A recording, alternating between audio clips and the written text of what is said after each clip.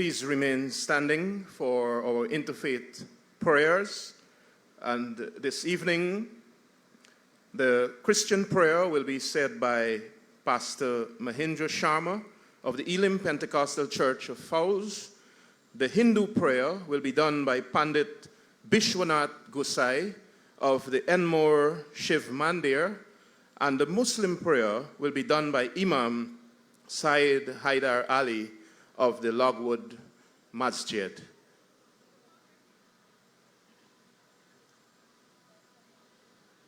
Blessed good evening. Can we acknowledge God present, please?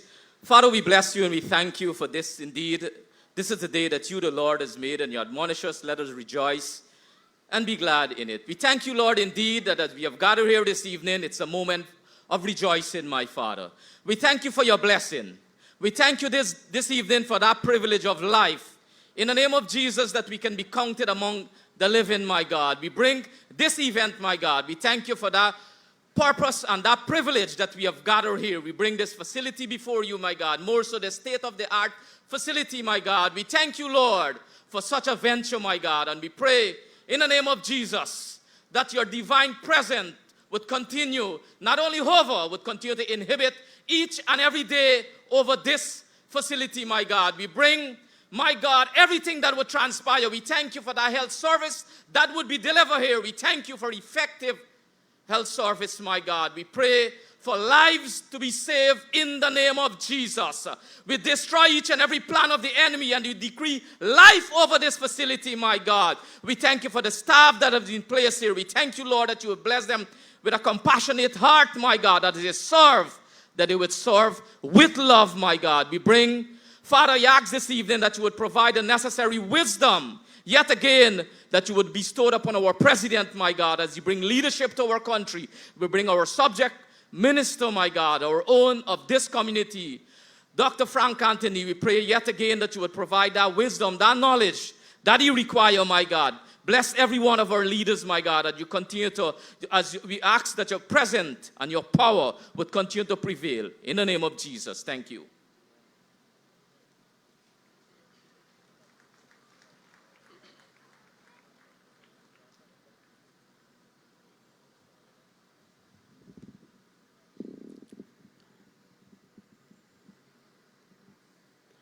Let us all join in prayers as we seek the guidance, as we seek the grace of Bhagwan, as we seek to add spirituality and to add the presence of God, of Bhagwan, to this beautiful institution. Join me as we pray together.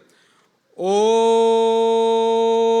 Prithve Divye Cha Vidmahi Sahasramurte Cha Dhimahi Tanno Bhumi Prachodayat.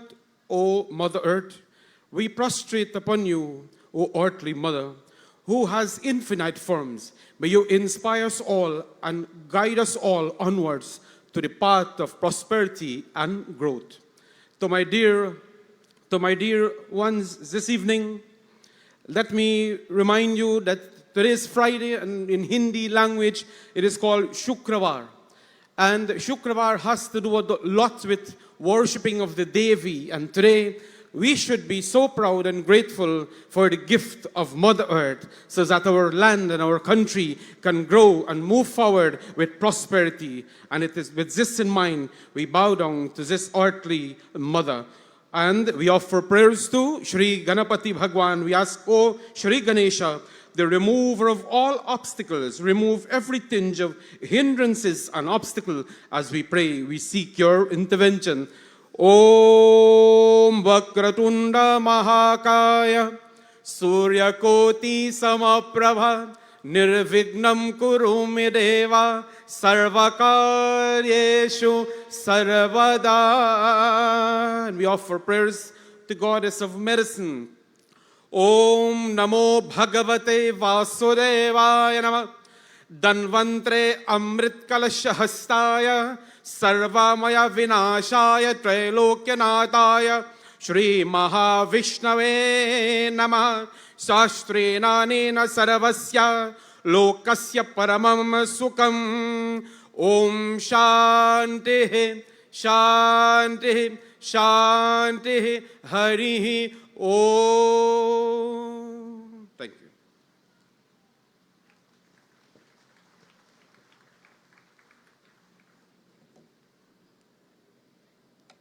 All protocols observed. Bismillahir Rahmanir Rahim. In the name of Allah, the most gracious, the most merciful. Alhamdulillahi Rabbil Alameen. All praises due to Allah, Lord of the worlds. O Allah, we gathered here today in gratitude and humility, marking the inauguration of a place dedicated to healing, compassion, and service. A hospital that stands as a testament to human care and collaboration across sectors, disciplines, and nations. O Allah, you are Ash-Shafi', the ultimate healer, the source of all healing. Bless this institution, its walls, its mission, and its people. Granted the means to serve your creation with sincerity, skill, and mercy. Make it a sanctuary where lives are saved, dignity is preserved, and hope is renewed. Let it be a place where the sick find relief, where every patient is treated with compassion and respect, regardless of status, regardless of faith or background. Ya man biyadihi ash-shifa', O you in whose hand is healing. Bless the doctors, nurses, staff, and all who work within these walls. Bless also the leaders, policymakers, health professionals, and partners, both local and international, who have contributed to this noble endeavor. Reward their commitment to the public good and their cooperation across boundaries. Inspire the medical teams with wisdom in decision-making, patience in care, and precision in work. Let their hands be guided by your wisdom, their hearts anchored in compassion, and their spirits resilient. Protect them from harm, fatigue, error, and despair, and let this space be filled with mercy, strength, and healing. O Allah, most just, most kind, make this hospital a beacon of care, compassion, and excellence. Let it serve all people regardless of race, background, religion, or means, with fairness, dignity, and love. Let this hospital not only as a place of treatment, but as a refuge of compassion and dignity, as a symbol of mercy, unity, and excellence, and more importantly, care for all. Make it a source of benefit to this community and beyond, a place where healing is pursued not only through science and skill, but through faith, respect, and humility. Let it stand as a light in times of need and a model of service for others to follow. Unite our hearts in service, strengthen our hands in action, and bless every step taken here with your guidance and mercy. Ya Arhamar Rahimin, O most merciful of those who show mercy. Whenever suffering appears, bring comfort. Where illness persists, bring ease. Where lives are at risk, bring healing through both your divine will and the work of skilled hands and sincere hearts. For those who come here in pain, grant relief. For those burdened with fear, grant peace. For the families waiting in hope, grant strength and good news. And when healing is not destined, grant acceptance, patience, and your encompassing mercy. O my Lord, by the chosen one, grant us our goals and forgive us for what has passed. Ya Arhamar Rahimin. Ameen.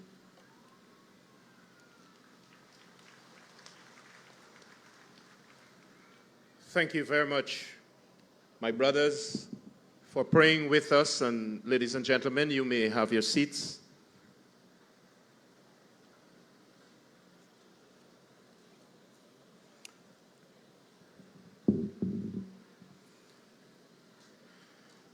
His Excellency Dr. Mohammed Irfan Ali, President of the Cooperative Republic of Guyana, the Honorable Dr. Frank Anthony, Minister of Health, Her Excellency Yang Yang, Chinese Ambassador to Guyana, members of Cabinet, members of the Diplomatic Corps, members of the Neighborhood Democratic Councils of Enmore and the surrounding communities, Mr. Malcolm Watkins, Permanent Secretary of the Ministry of Health, Dr. Narayan Singh, Chief Medical Officer, Dr. Vishwa Mahadev, Director General of the Ministry of Health, Mr. Rabi Rambaran, CEO of the Georgetown Public Hospital Corporation, representative of the contracting firm for the 6 regional hospitals, representative of the supervising consultancy firm for these hospitals, special invited guests, very importantly, residents of Enmore and the neighboring communities, members of the security forces, and our hard-working, dedicated colleagues from the Ministry of Health and the organizing committee of this ceremony, members of the media, distinguished ladies and gentlemen. It is with great honor and privilege that I stand before you today on behalf of His Excellency Dr. Mohammed Irfan Ali and the Honorable Dr. Frank Anthony, Minister of Health, to welcome you to the official opening of the Enmore Regional Hospital. This momentous occasion marks yet another significant milestone in the government's ongoing commitment of enhancing healthcare services and improving quality of life for all citizens in Guyana. The establishment of this hospital is a testament to our government's dedication to ensuring acceptable, high-quality, world-class health care for every individual in Guyana. It reflects the government's unwavering resolve to invest in health care and well-being of its people, recognizing that a healthy nation is a prosperous nation. This state-of-the-art facility is equipped with modern technology and staffed by skilled professionals who are ready to provide compassionate and comprehensive care. We are confident that this Enmore Regional Hospital will serve as a beacon of hope and healing, addressing the diverse healthcare needs of the people of Region 4 and by extension, the citizens of Guyana. I wish to extend deep gratitude to everyone who has contributed to making this vision a reality, for the planning, the planners and the builders, to the healthcare providers and support staff. Your hard work and dedication has led to the foundation for a healthier future for generations to come. As we open the doors to this new chapter in the healthcare landscape of Guyana, let us reaffirm our commitment to nurturing a system that prioritizes people-centered care, innovation, and inclusivity. Together, we can continue to strive towards excellence, ensuring that every citizen received world-class health care they deserve. Thank you for joining His Excellency and the government of Guyana today in celebrating this remarkable achievement. May the Enmore Regional Hospital be a source of strength, comfort, and healing for all. On behalf of His Excellency, I wish to request that you stick around after His Excellency would have officially opened this facility later this evening, so that you can benefit from a guided tour of the facility that we have. Those tours will be managed by groups of persons just at the entrance to the emergency entrance, and you will be guided accordingly. Please feel welcome to this auspicious occasion, and the Lord bless all of us very richly as we celebrate this evening. I want to ask that you, at this time, put your hands together and give His Excellency a big round of applause for his leadership, leading the country, and by extension, our healthcare system. That's why we're here today to celebrate. At this time, I would like to welcome to the podium Her Excellency Yang Yang, Chinese Ambassador to Guyana, to make remarks. Please make her feel welcome.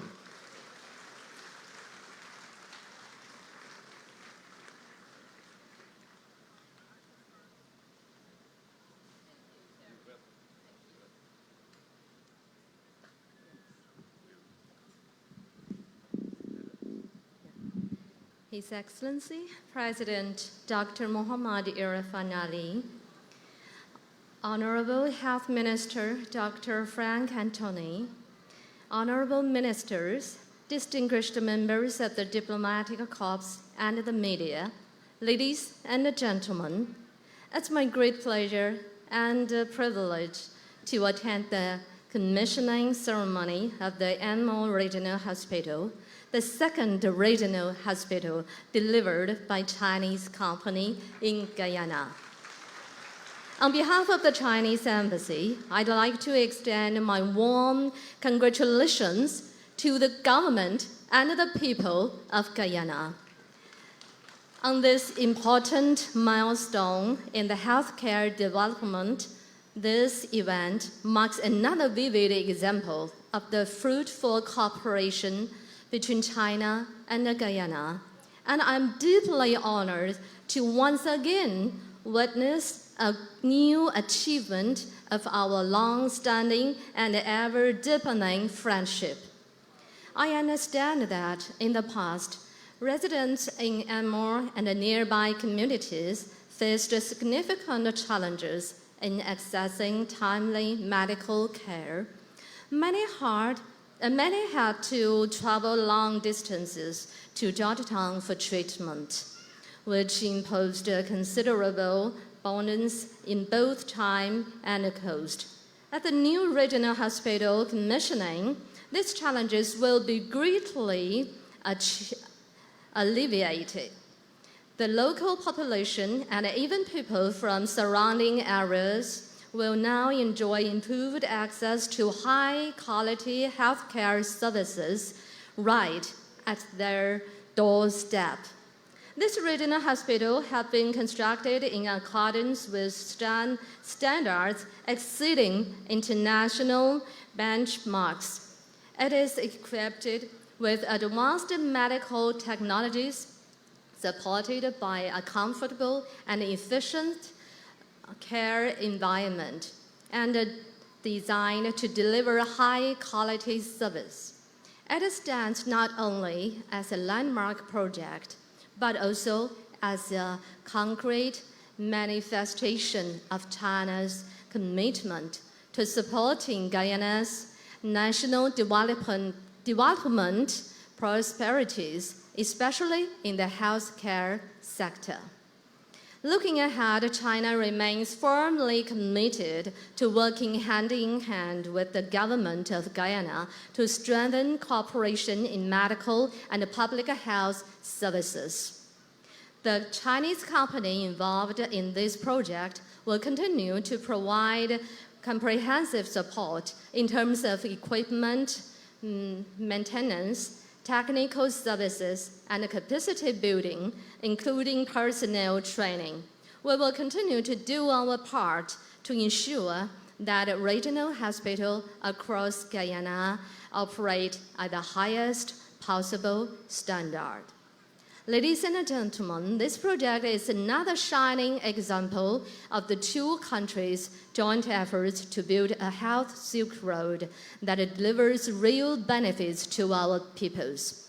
Let us continue to build on this momentum, deepen our cooperation, and express my heartfelt congratulations on the commissioning of the Enmore Regional Hospital, and wish the hospital every success in serving the people of this region. Thank you.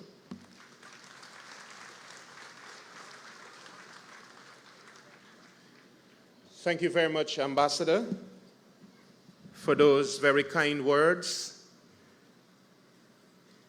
Mr. President, at this time, please allow me to introduce some Chinese culture in the form of the lion dance being done by the Chinese Association of Guyana. Can we put our hands together as they come today? And they're going to be coming through the aisle, so you can anticipate. All right? Put your hands together one more time.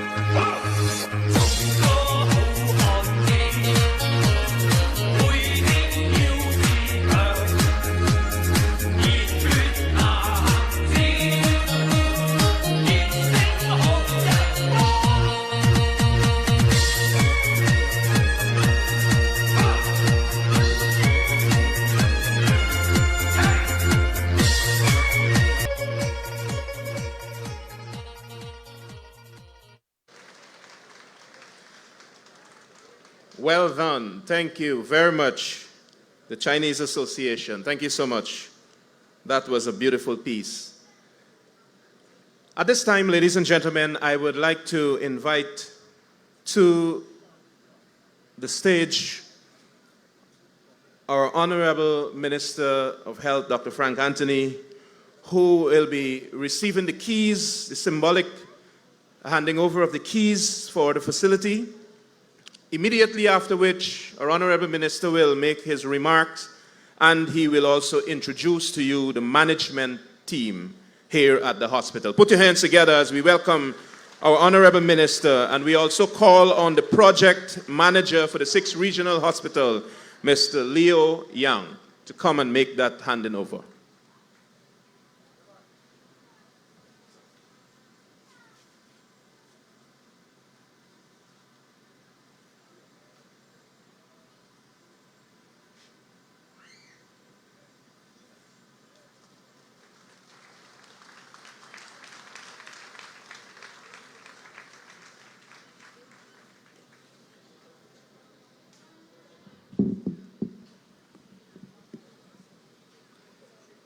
His Excellency, Dr. Mohammed Irfan Ali, my colleagues from the Cabinet, Attorney General Anil Nandlal, Mr. Joseph Hamilton, Chinese Ambassador to Guyana, Her Excellency Yang Yang, other members of the Diplomatic Corps, the residents of Enmore and the surrounding communities here on the East Coast, and of course, the members of the Ministry of Health and the staff of the new Enmore Regional Hospital. ladies and gentlemen all. It is indeed a privilege to stand before you today as we witness yet another milestone in Guyana's journey towards building a world-class healthcare system. And at the heart of this transformation stands a leader whose vision, determination, and unwavering commitment have made this progress possible.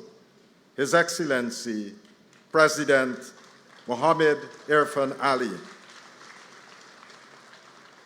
Mr. President, on behalf of the Ministry of Health, the healthcare workers across this country, and the thousands of citizens whose lives are already being improved by the changes, we extend our profound gratitude. Under your leadership, we are not just expanding infrastructure, we are redefining healthcare in Guyana. From the state-of-the-art regional hospitals that we open, the state-of-the-art regional hospital that we recently opened at Diamond, to this one here at Enmore that you'll be soon commissioning, and very soon we'll be opening others at Bath, Dikendren, number 75, and Lima. We have been able to extend and expand diagnostic capacities across this country. We have been able to do complex surgeries. And of course, we have been able to make mothers safer with our more intensive maternal and child health programs across this country, especially in the interior of Guyana. Mr. President, you have ensured high-quality health care, not just as a right, not as a privilege, and this has been extended throughout this country. Your vision extends beyond buildings. It is about people. And your support for training has been remarkable because under your tenure, we have been able to train literally hundreds of doctors, not just at the undergraduate level, but to include specialization in various fields. We have been able to train literally hundreds of nurses that otherwise would not have, persons that otherwise would not have had an opportunity.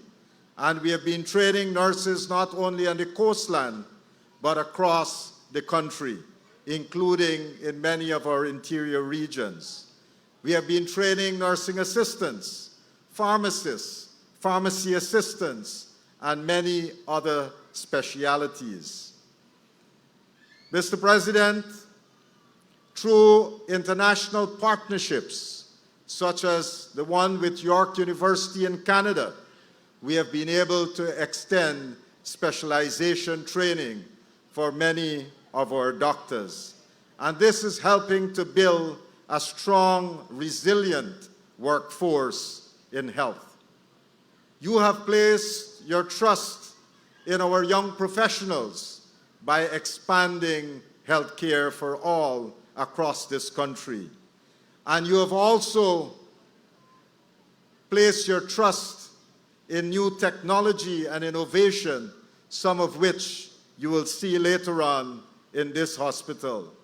But most of all, it's your belief that Guyana can and must set a standard in healthcare that is global in nature. Your commitment to equity has ensured that every remote community across this country, from the tip of Guyana in Region 1, right down to the bottom of Guyana in Region 9, that they have access to better health care.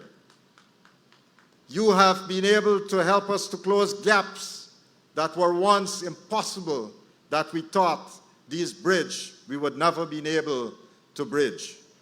And so, under your tenure, under your stewardship, we have been able to set up telemedicine across this country.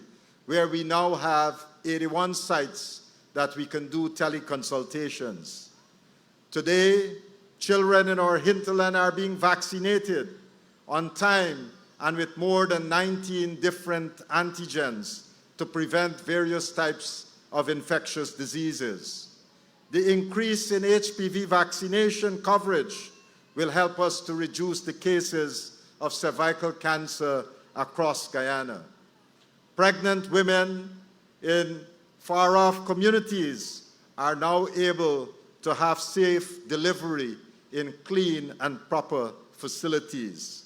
Waiting homes are now part of the standard practice across our country, where when a woman is pregnant and before delivery, they can come there and wait until they go into labor. And when they go into labor, they can have a safe delivery in one of our hospitals. Mothers now are also able to receive the $100,000 baby grant. And this has started this year, and many mothers have benefited from this program. Our patients here on the coastland would have seen remarkable transformation in the quality of health care. And apart from upgrading all our health centers and health facilities, we are now building out a very robust hospital infrastructure that extend the range of services that we can offer to our patients. Mr. President, your leadership reminds us that development is not measured only in economic terms, but in the health and well-being of all of our people.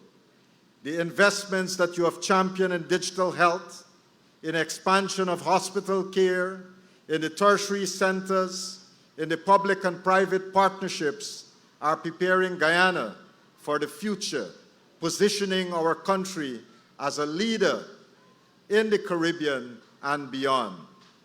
As we move forward together, we do so with confidence that because we have a president who is not only dreaming big, but also ensures that he delivers on what he promises. Today is yet another such big dream that is being realized. Not so long ago, where many of you are sitting here, there existed a polyclinic. And that polyclinic was built 25 years ago. But over that time, the services that it would have been able to deliver to thousands of patients, we recognize that these services were quite limited. And on this whole East Coast corridor, we recognize that we need to have a new hospital, one that would serve the people on this corridor. And so what we are witnessing today and what we are going to be part of today, all of you who are here, is something quite historic, because in the history of our country, we have never had such a hospital on the east coast of Demerara.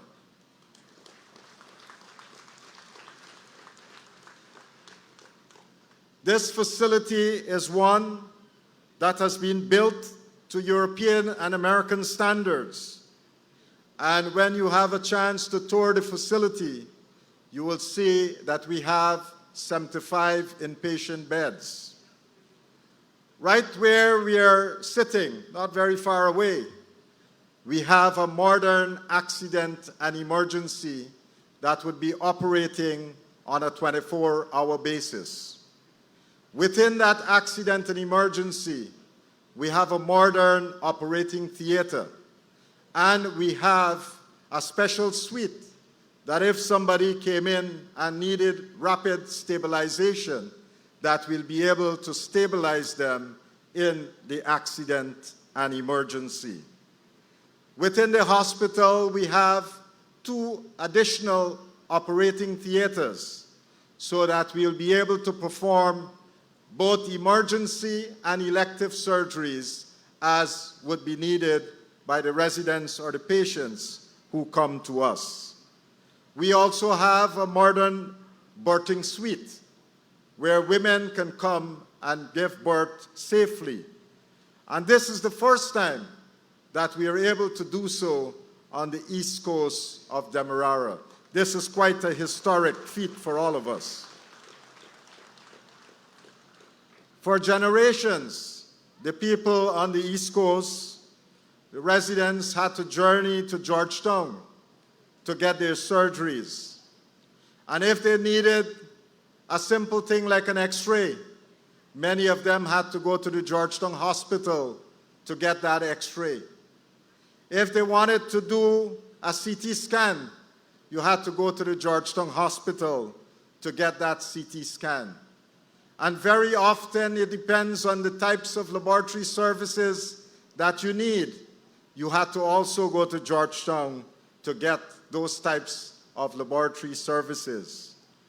All of that you would now be able to get at this new hospital, because we have in this hospital, we have ultrasound, we have CT scans, we have X-rays, and the imaging suite would be operating on a 24-hour basis so that you can get all these diagnostic services at this hospital anytime in that 24 hours. We also have, and when you have a chance to go through the hospital, you would see that we have one of the most advanced labs in the hospital, where we will be able to do more than 100 different diagnostic tests. And all of that would be operating on a 24-hour basis. We also have a 24-hour pharmacy, and it's well stocked with all the medications that our patients would need. And apart from that, we have designed the hospital to do a number of specialization clinics, clinics in internal medicine and in subspecialty in internal medicine, including things like cardiology and so forth. We also have specialized clinics in obstetrics, in gynecology, in surgery, in orthopedics. And then we have clinics in psychiatry, in dermatology, and others, visiting clinicians who would be coming to this hospital to offer those services. Right in the hospital, we have a suite where we'll be able to do ophthalmology. So if you need to get an eye test done, that would be done seamlessly in this hospital. We also have a suite where we'll be able to do audiology. So if someone needed to do a test to check their hearing, you can come to the hospital and we'll be able to do that for you. And here's another thing. If when we check your ears and you're not hearing properly, then you will be able to get hearing aids free of cost from the government of Guyana. We also have a modern dental suite, and so a lot of dental procedures we'll be able to do here. And they have separate imaging where they will be able to do specialized imaging of the tooth to make sure that whatever procedure is being embarked upon, that they can do that with precision. This hospital also, because of all of these facilities that we have here, the residents of Enmore and Golden Grove and Abaklis and Enterprise and all the communities around here would be able to come here and receive care in a faster manner, and which would help to reduce the travel burdens that people would have to face if they had to go to Georgetown Hospital. Apart from all that I have described in this hospital, we can also care for very, very sick patients, because we have an intensive care unit, a 3-bed intensive care unit with some of the most up-to-date equipment that we can treat those patients that are very sick. And for the neonates, we have a special neonatal intensive care unit for neonates. And of course, we also have a step-down unit. So for very sick patients, we can also take care of them here. But the other amenities in the hospital are also important to note. Right next to this stage, we have a facility that would allow us to generate oxygen for the entire hospital. So no longer would we have to rely on buying oxygen and bringing it on site. We are now able to generate it right here and take it into the hospital. We also have our own water distillation plant that allow for clean water across the hospital. And another thing, that for those patients who need dialysis, we have a dialysis unit within this hospital as well. Our traditional hospitals used to be hospitals with open floors, where it was a challenge sometimes to have privacy. This new hospital, with its 75 beds, we have rooms of 5 beds in a room with its own toilet and bath. And what is more, I think, more comforting for some of our patients is that all of these rooms, they have air conditioning inside.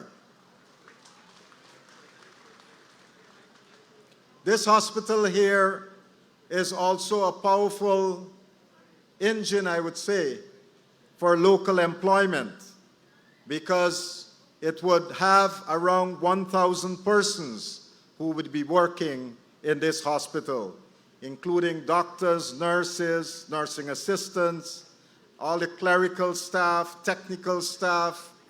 It would be approximately 1,000 persons who would be employed in this facility.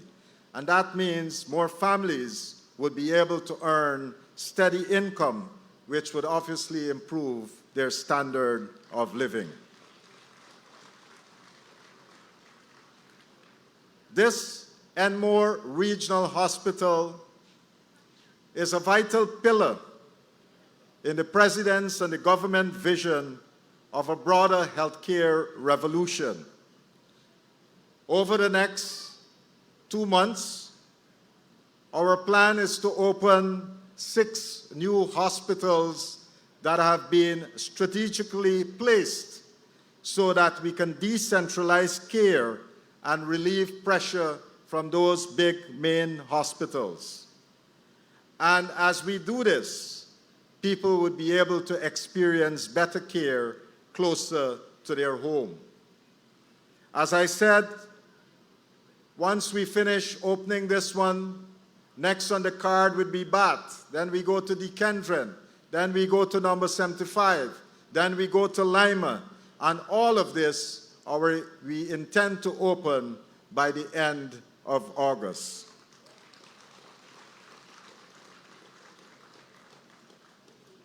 As we mark this remarkable milestone in this healthcare journey, I really want to acknowledge the vision of our President, the Vice President, and our Cabinet, because without their support, we would not have been able to get so far. This has been a remarkable transformation in health. In no period in the history of this country have we been able to do so much in healthcare. And over the last 3 years, not only are we building these 6 hospitals, but we have already completed more than 25 health centers and opened them across this country.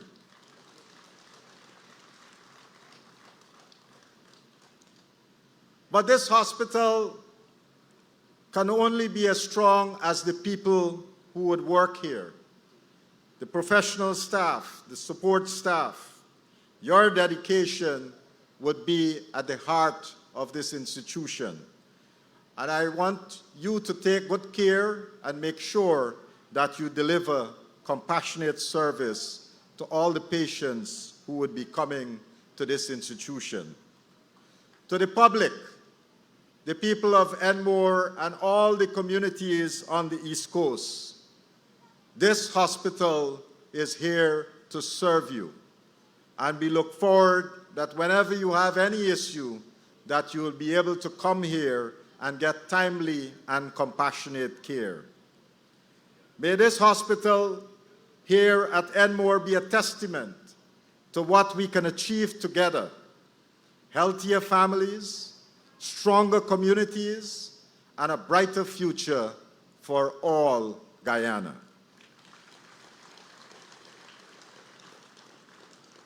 I now want to take this opportunity to invite some of the heads of department who would be working at this hospital. I call now on the CEO and Medical Superintendent, Dr. Tracy Bovell. The Administrator, Dr. Badal Baksh. The Matron, Shivani Lane. The Head of Department of the Accident and Emergency, Dr. Pluck. Please join me. The Head of Internal Medicine, your own, Dr. Ijaz Hatim. The Head of Obstetrics and Gynecology, Dr. Suraj Paul Singh. The Head of Psychiatry, Dr. Kristen Monroe. The Head of Radiology, Dr. Iana Passad. The Head of General Surgery, Dr. Fidel Lopez. The Head of Dental Surgery, Dr. Lane. The Head of Audiology, Dr. Robinson. The Head of Pediatrics, Dr. Carter. And the Head of Laboratory Services, Mr. Baksh. These are just the heads, but we have many other persons who would be working in these various departments. Thank you.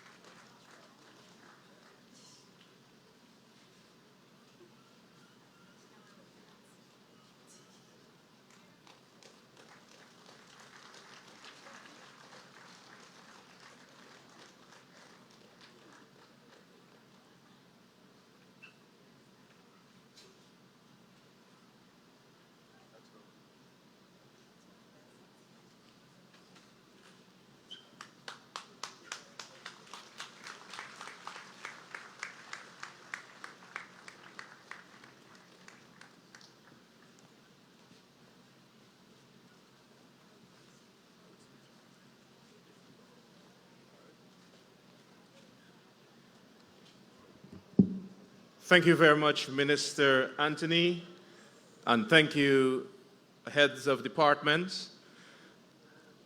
At this time, ladies and gentlemen, it gives me great pleasure to invite to address us with a feature address. Please help me welcome our hard-working, dedicated, compassionate, young, energetic President, Dr. Mohammed Irfan Ali, President of the Cooperative Republic of Guyana.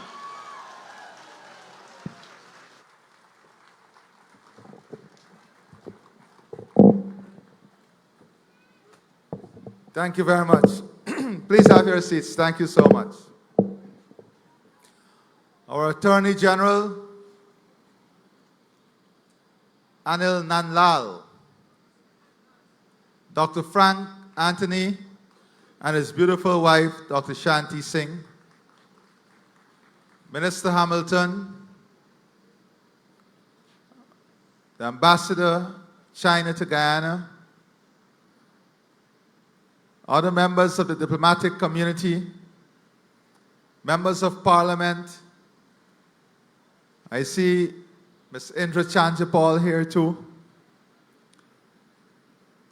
Respected religious leaders, respected elders, brothers and sisters, citizens of the East Coast especially, good evening and welcome to this, your new hospital.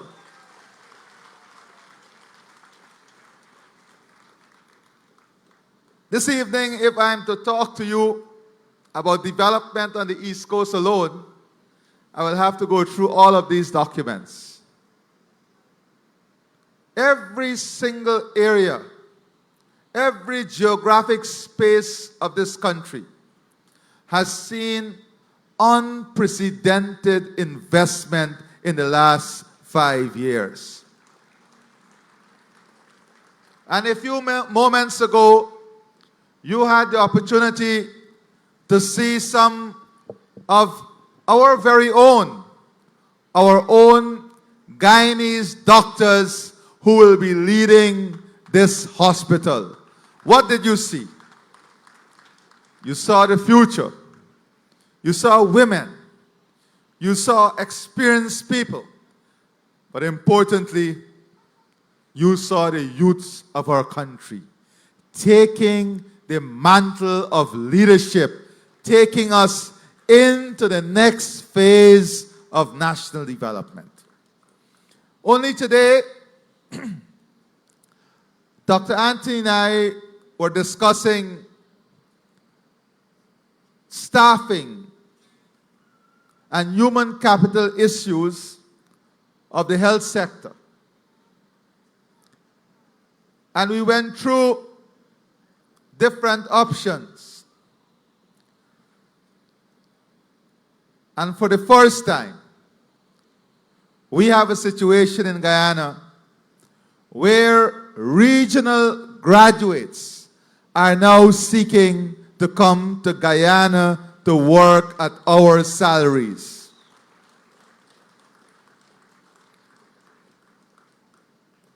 So we are more and more becoming an attractive destination, not only for investment, but for human capital.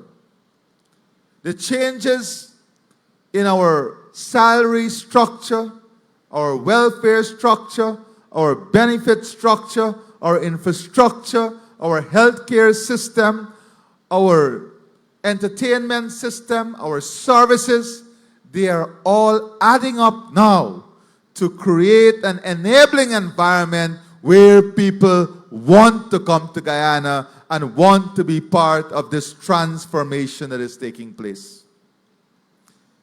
I was just speaking to our Attorney General, and he was giving me a story of a journalist who called him and asked him, wait man, y'all never had courts in your country, magistrate courts and high courts?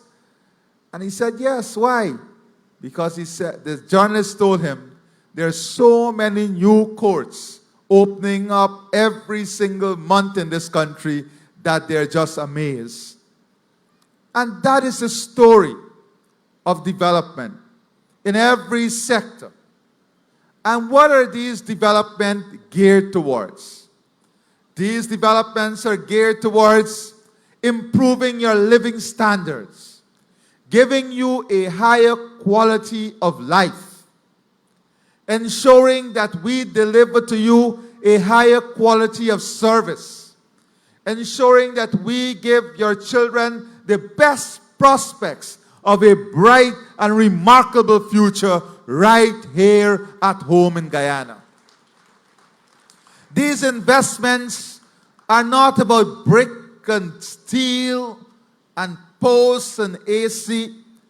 These developments are about opportunities. These developments are about people.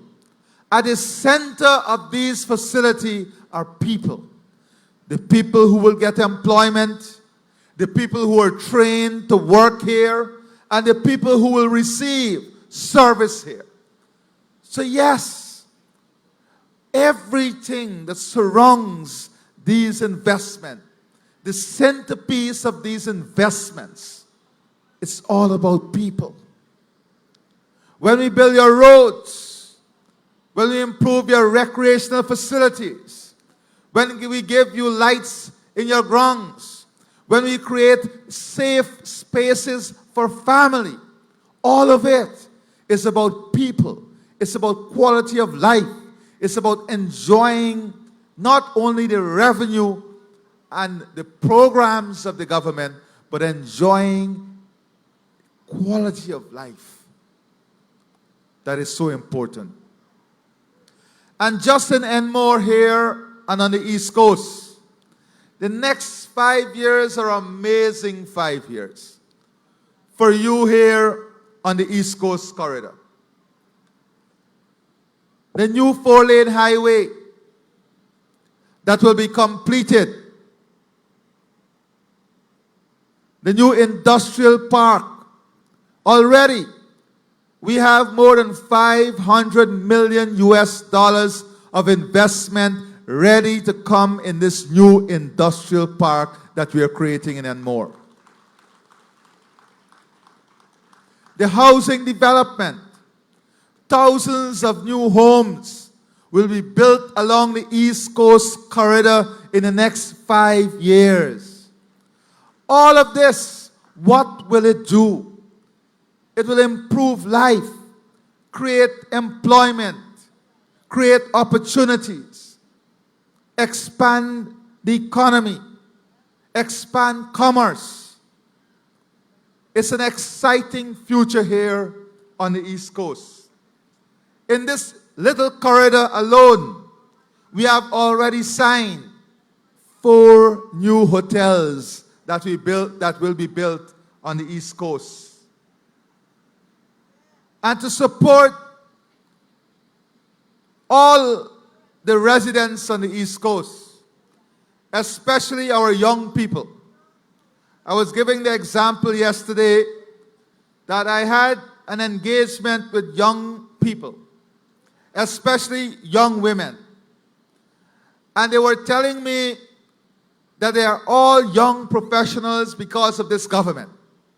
They all have their degrees, masters, some are pursuing PhDs. But it comes at a sacrifice. And everything comes at a sacrifice. But one of the sacrifices, especially of our young females, is that they postpone their own family development. They postpone decisions about family development because it does not fit into their professional schedule. That is, they don't have that support mechanism to allow them to pursue both at the same time. So we have to fix this, because we want our young professionals and young people to also enjoy the balance of life. And one of the important things to ensure they enjoy that balance in life is daycare facilities for their children. Many young people here will tell you that they are afraid sometimes because they don't know where is safe. Where would I leave my children? How would I ensure that moving into that phase of life also matches my professional career and I don't have to sacrifice that for this?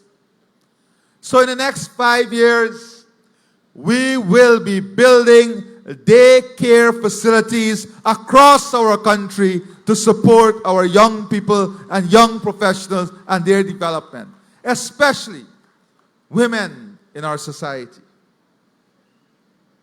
I believe also that given the fact that more than 70% of our graduates are now women. We have to plan ahead because that will manifest itself in our workforce. And when it manifests itself in our workforce, we have to create the enabling infrastructure to support them in their working environment also. Today, the salaries for healthcare workers are increasing. And you can be assured, over the next 5 years, it will continue to increase and improve. So too will your benefits, so too will your work environment. To the extent that we are now becoming an attractive destination. We now see nurses who once left our shores are now expressing back an interest to return. Many of them have already returned. We now see that we have a competitive environment. But we don't want our nurses not to be competitive too. That is why we are building nursing schools. We are giving our nurses the opportunity to earn their degrees right here, the postgraduate qualification, and every aspect of medical sciences. We are supporting the upward mobility and improvement of our medical workers. Never before, and I would say on a per capita basis, there is no country, I believe, that is investing in their human capital in healthcare on a per capita basis than Guyana in this moment of our history. I was just perusing some document, and when you look at human resource training, not only the expansion of the services at the University of Guyana, but a collaboration with the private medical universities, the fellowships at McMaster, Northwell Health, Apollo Medversity, the several UK universities, the Yale University program, where 90 of our health administrators would have already been trained, nursing schools in Essequibo, New Amsterdam, training more than 2,000 nurses. These are real opportunities that we are giving our healthcare workers. Real opportunities at enhancing your income, real opportunity at allowing you to be the best you can be right here in Guyana. And on this East Coast corridor, right at Hope, we are now building a massive surface water treatment plant that will be added to the water sector assets that would no longer see us dumping water from the Hope Canal, but treating that surface water and sending it back in the system for the East Coast of Demerara. In the development that we are talking about in Enmore, we have already received plans for a dairy plant, brewery expansion, private universities, modern mall, and we are also investing in waterfront development, which is key and critical for this East Coast corridor. Because we believe the East Coast corridor also has tremendous entertainment, recreational, and tourism potential. And if you see what we are doing on Unity Foreshore now, we want to replicate that throughout the East Coast corridor. We also know that we have a difficulty because we want to confront difficulties too with our livestock farmers. We are now working on the development of not only pasture land, we want to do it better. We don't want to create pastures, 500-600 acres of pasture alone. Today, we worked with the state of Roraima, and we have decided that we are going to build a modern feed facility to support our livestock farmer on the East Coast corridor. But not only build a modern feed facility to support our livestock farmers, but more than that, we are going to set aside land through which we can build a modern support system, including the pens, so that we can have a more scientific way in which we do livestock in urban and suburban areas. And those are plans and projects we have that will commence before the end of this year. We're also working on this corridor in improving the transmission grid. We are now examining the feasibility and possibility of the train system, the rail system, connecting Golden Grove to Cane Grove. So, Grove on the east bank to Cane Grove on the east coast. So we are making the plans that are necessary for the future. We are working on the investment that are necessary for the future. And the East Coast is going to be an exciting area for this investment. We're going to have a special entrepreneurial support program for East Coast, especially targeting women and young people in areas of agro-processing, production facility, smart agriculture, and co-investment opportunities. And a lot of people ask me a very simple question. How is it we will raise some of the capital for co-investment facility? Well, co-investment basically means that the government will invest with the people to create economic wealth for the people and for the country. So let us say you're a young professional today and you just received one of the young professional homes in LBI. And let us say your total investment for that home was $25 million. Just let us say that. The bank value for one of those property now, from the time you collect your key, the bank value is more than $50 million. So you're collecting an asset at $25 million that has a liquidity value of $50 million. So in the world of economics and finance, you will leverage that capital. So you will take that $25 million of liquidity that you have now in the property and you will deploy it for economic prosperity. You have now resources at your hands.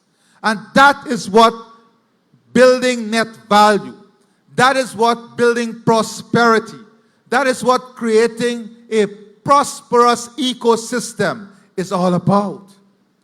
And that value will continue to go up as we build out the 4-lane roads, the recreational facility, improve the drainage in your areas, have modern garbage collection, solid waste system, as we have more efficient and reliable electricity, as more industries and hotels come up in the area, the value will continue to grow. But that value will only continue to grow if the idea is to grow it, if the vision to grow it, if the leadership to grow it, if the policies to grow it are there, and the custodian and those who are working on that are no stranger to you. We are your government, the People's Progressive Party civic government. So your future is as bright as the decision you make.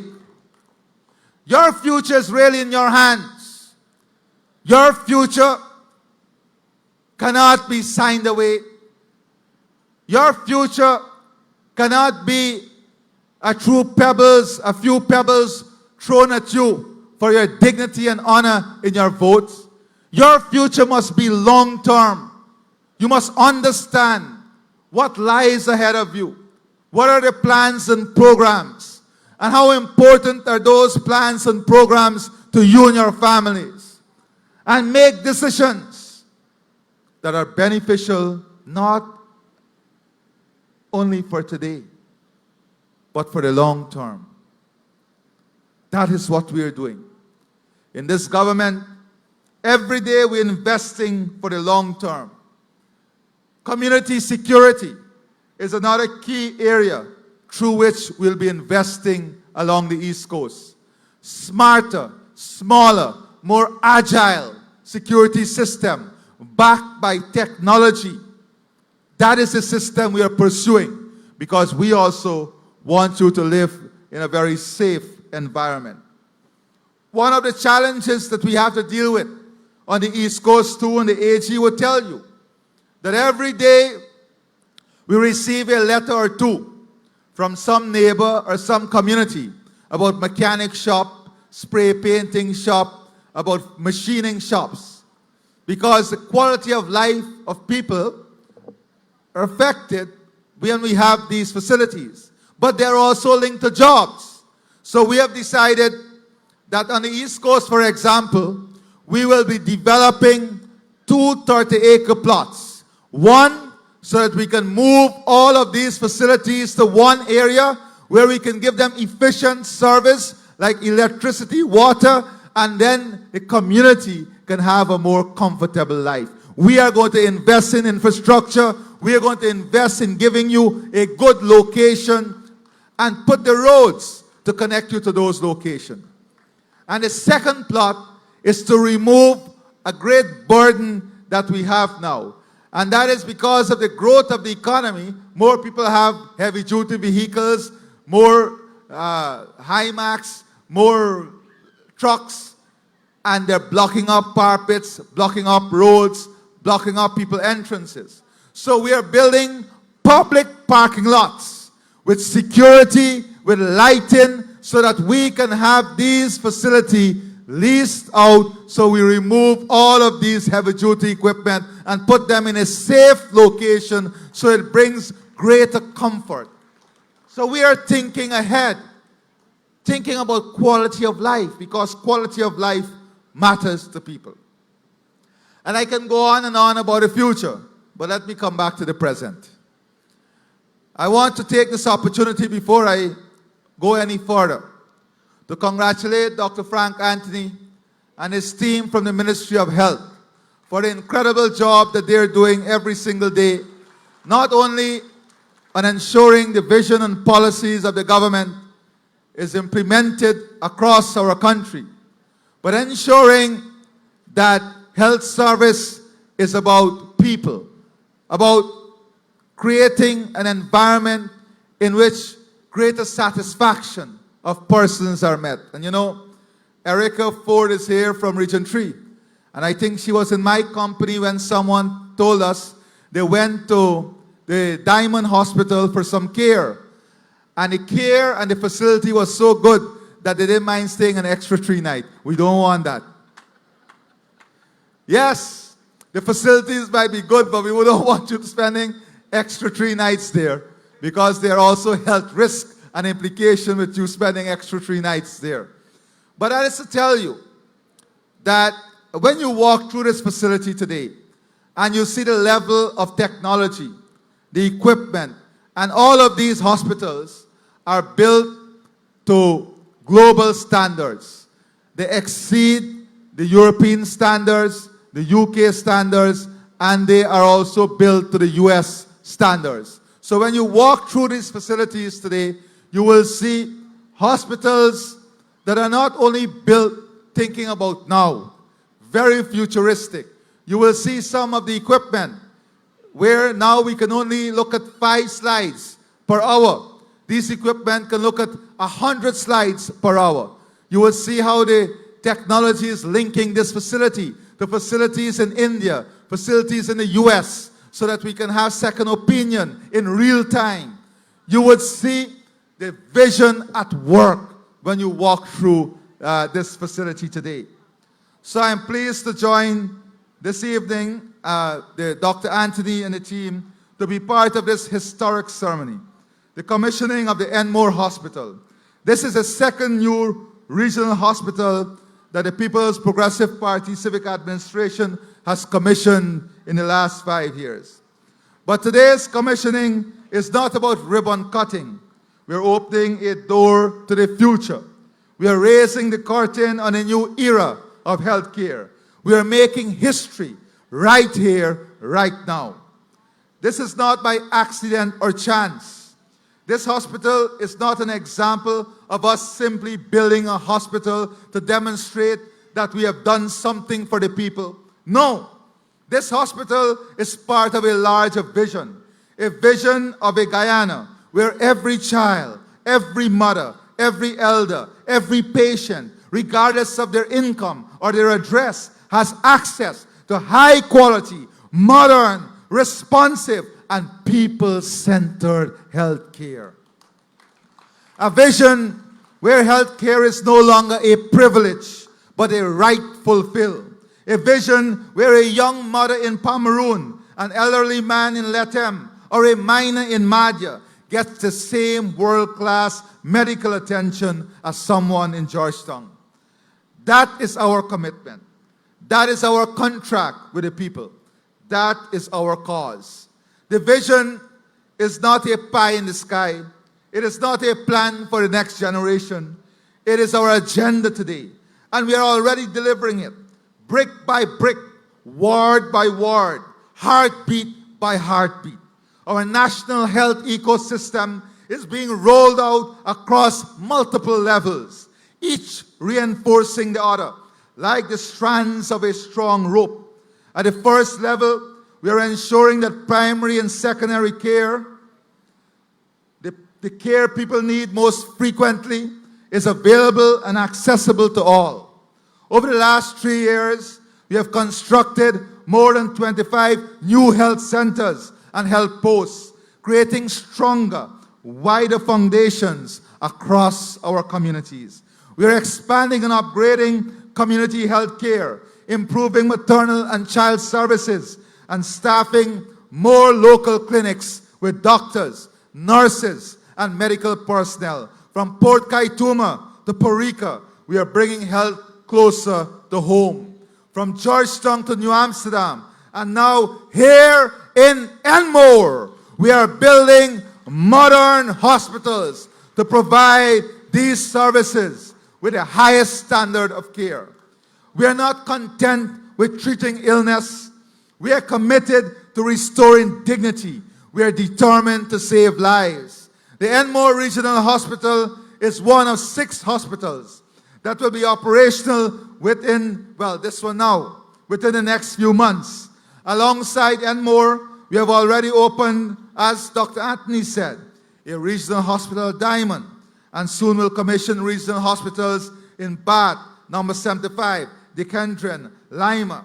We are not waiting for patients to come to care. We are bringing care to patients. At the second level, we are catapulting our tertiary healthcare system into the future. That means providing high-quality specialized care, such as advanced gynecology and maternal care, cardiology and stroke rehabilitation, oncology and cancer treatment, ophthalmology and cataract surgery, and much, much more. And we are not stopping there. We are constructing a specialized mother and child hospital at Ogle. We are building a new central hospital in New Amsterdam and a regional hospital in West Demerara. We have started new hospital infrastructure in the hinterland, Maruka in Region 1, Keto in Region 8, Letem in Region 9, and soon new facilities will rise in Bartica and Cameron.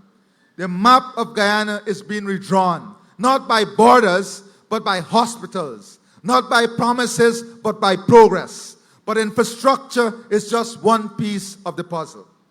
This is not just health expansion, it is health transformation. We are building a digitally integrated health ecosystem. Telemedicine is already breaking down the barriers of distance and geography. Today, a patient in a remote village undergoes an X-ray. That image is sent in real time to a specialist in Georgetown or even overseas. Diagnosis is made and treatment begins right there. This is not science fiction. This is what modern medicine looks like in Guyana. This is the future, and the future is now. With over 80 operational telehealth sites and plans to double that number within the next year, Guyana is narrowing the divide between urban hospitals and remote hinterland communities.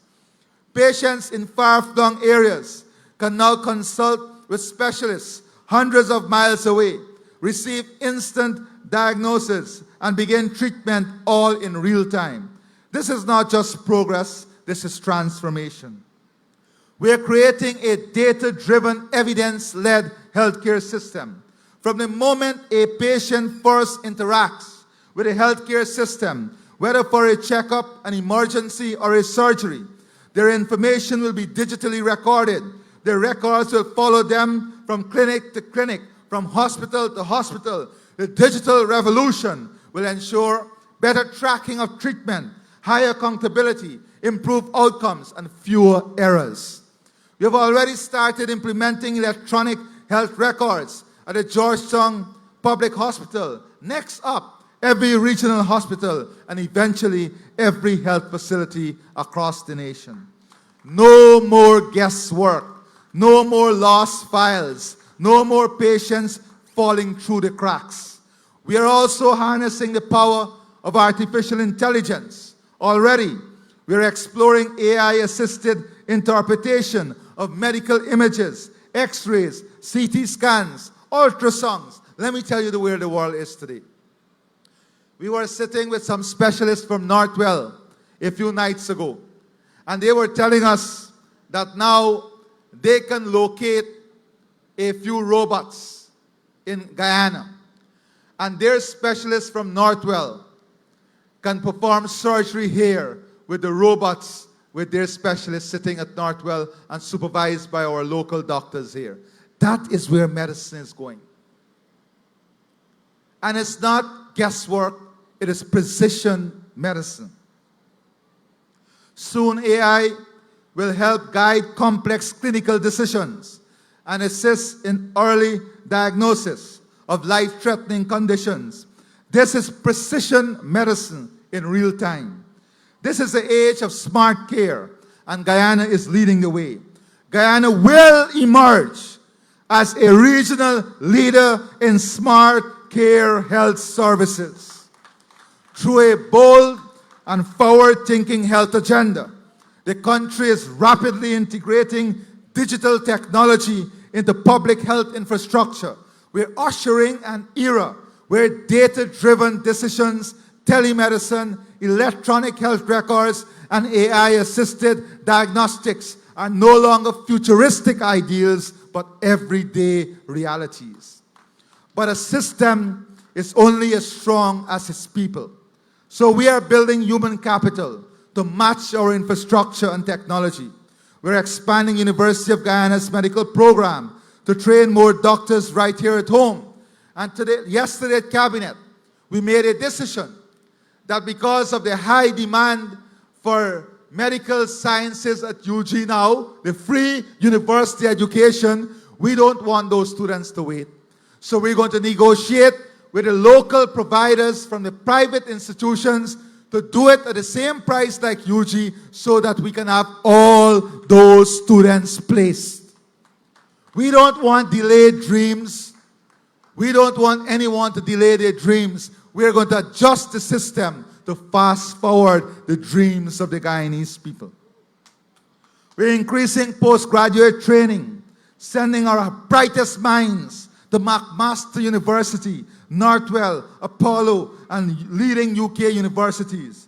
We have launched a healthcare administrators program at York University to develop effective health system managers. And we have revolutionized nursing education. More than 2,000 nurses are now in training, along with over 1,000 nursing assistants in a hybrid program. Because modern hospitals need modern heroes, and we are training them every day. This is not about promises. This is not about dreams. This is work in progress, work that is visible, measurable, and already improving lives. What we have done in just 5 years is nothing short of revolutionary, and we are only now getting started. And I want to thank all our healthcare professionals and this cabinet for the hard work that they put in. All those leaders who are working every single day to implement the vision of this government, you have done well. And I'm sure the Guyanese people will let you know that you have done well on the 1st of September. My friends, Guyana is not waiting for the future of medicine. We are building it. We are stepping boldly into the world of predictive, personalized, and precision medicine. and we intend not just to participate, but to lead. In the next 5 years, our healthcare system will undergo one of the most transformational shifts in the Caribbean. This is not tinkering at the edges. This is a bold leap into tomorrow. At the center of this transformation will be the creation of a life science park, a sprawling high-tech hub of medical innovation that will anchor Guyana's emergence as a regional powerhouse in healthcare and biotechnology. It will be a laboratory where breakthrough ideas are born and lives are saved through science. This park will house biobank storage facilities. It will be home to a tropical medicine institute. Within it will be established centers for drugs and diagnostic development and state-of-the-art vaccine and biologics manufacturing plants. It will be the engine of a new economy, one driven by research, innovation, and healing, one belonging to the people of this country and belonging to Guyana. And we are not just stopping at infrastructure. The Life Science Park will be co-housed with world-leading academic institutions, making it a hotbed for cutting-edge research in translational science, clinical trials, and data analytics. Our natural gas resources will power the park, giving us a low-cost energy advantage for data warehouses and AI labs, because we know that in the future, healthcare is powered not just by compassion, but by computation. We have already begun discussions with a life science park in southern Belgium, with support from the European Union, to establish strong global partnerships and ensure that Guyana is plugged into the world's most advanced medical networks. The goal?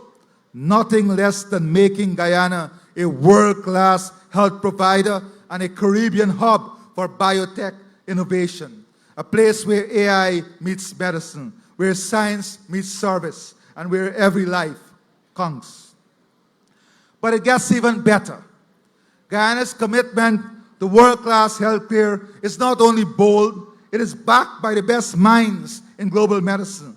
We are proud to be working with renowned Mount Sinai Hospital to develop an advanced oncology center right here in Guyana. This center will bring cutting-edge cancer diagnostics, treatment, and research to our shores, reducing the need for patients to travel abroad for care. We just agreed that we are building not second class, not first class, the best health emergency system here in Guyana. With this facility, we'll offer hope, healing, and high-quality oncology services that meet international standard. This is cancer care redefined. This is treatment with dignity. We also recognize that stroke victims, one of the leading causes of death and disability in Guyana, they too need attention. That is why we are building a specialized stroke rehabilitation center, a first of its kind in the country, focused on restoring quality of life to those affected. At the same time, we are developing a fully integrated emergency medical services system in collaboration with Northwell Hospital, one of the top healthcare networks in the United States. With their expertise, we'll revolutionize emergency response, ensure faster, more efficient pre-hospital care, and coordinated hospital transfer. We are not just raising the bar, we are raising it with the help of the best in the world. Fellow Guyanese, in rolling out this transformed health ecosystem, excellence will be our partner. The future is our promise. We are not chasing the future, we are becoming the future. Guyana will be a country where health meets hope, where research meets results, and where the future begins now. 5 more glorious years await the people of Guyana. And in no area will this be more evident than in healthcare. We are not merely making improvements. We are building a system that will be second to none. A healthcare system that is modern, responsive, compassionate, and world-class. The contours of that future are already coming into view, and a piece of it stands before you today. This magnificent regional hospital at Enmore, this is not only about promises, it is about delivery. And the People's Progressive Party civic government, your government, is in the business of delivery, and you should be proud of it. As we open its door, we open a new chapter of progress and prosperity. May God bless this hospital. May God bless its doctors, nurses, technicians, and every member of staff. And may God bless all those who will enter these halls in search of care, comfort, and healing. The future of healthcare is here, and it is proudly Guyanese. May God bless all of you. Once again, I thank Dr. Anthony and his team, all our health workers, for their extraordinary work. And I say to them, don't believe the work is anywhere close to finish. It's going to get faster, better, greater, with even the best of results still ahead of us. Thank you, and God bless all of you.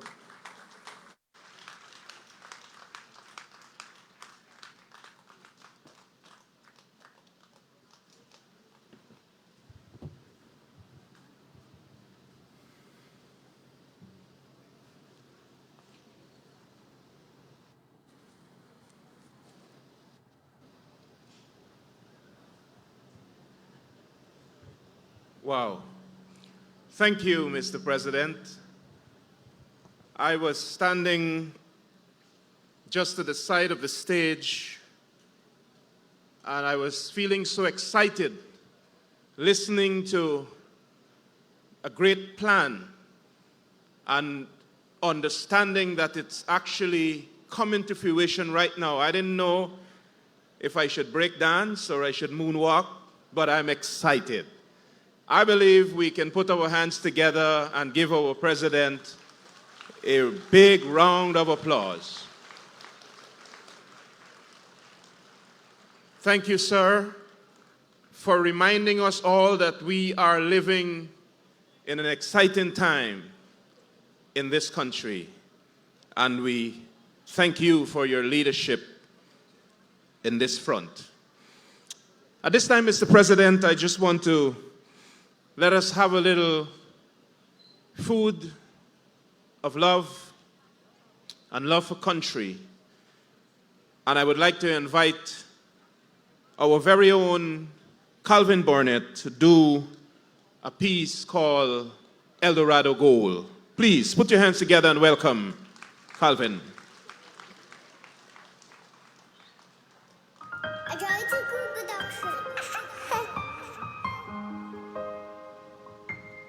Under the stars,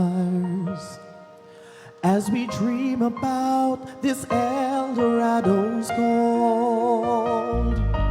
And truth be told, there's a fire in my soul, one that burns so bright it cannot be controlled. Welcome to this place that I call home, El Dorado, where the sun kisses your soul.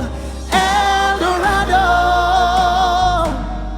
a place of natural beauty, from sea to shining sea, the myth's been told. This is El Dorado's gold, where legend spoke of a hidden place, where fortune lies and explorers chase. But what we found, though this might be true, the greatest treasure in El Dorado is me and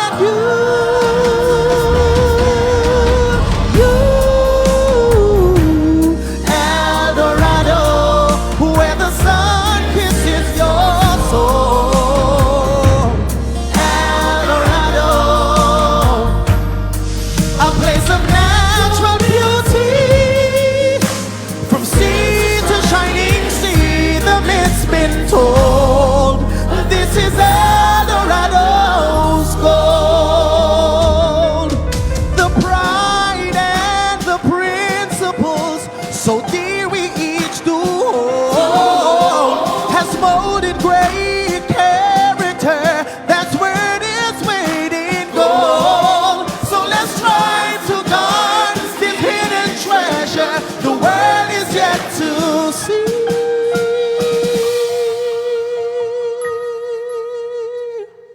Welcome to this place that I call home, El Dorado, where the sun kisses your soul.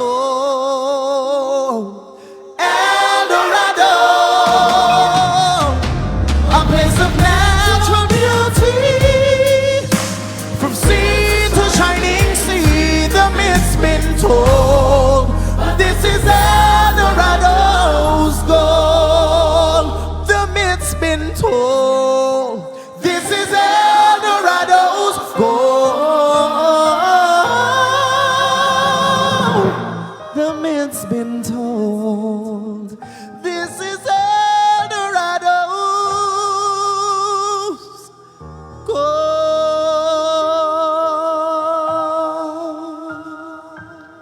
Thank you.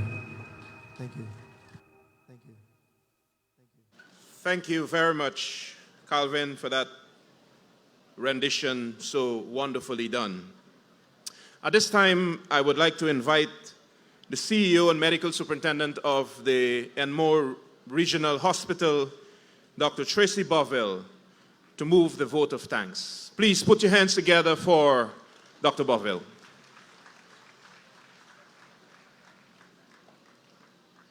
Good night, everyone.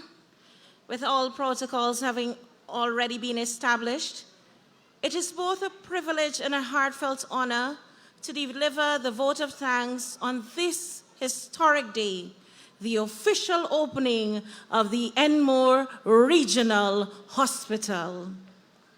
We all know that saying thank you allows us to honor effort, build connection, and turn moments into lasting memories.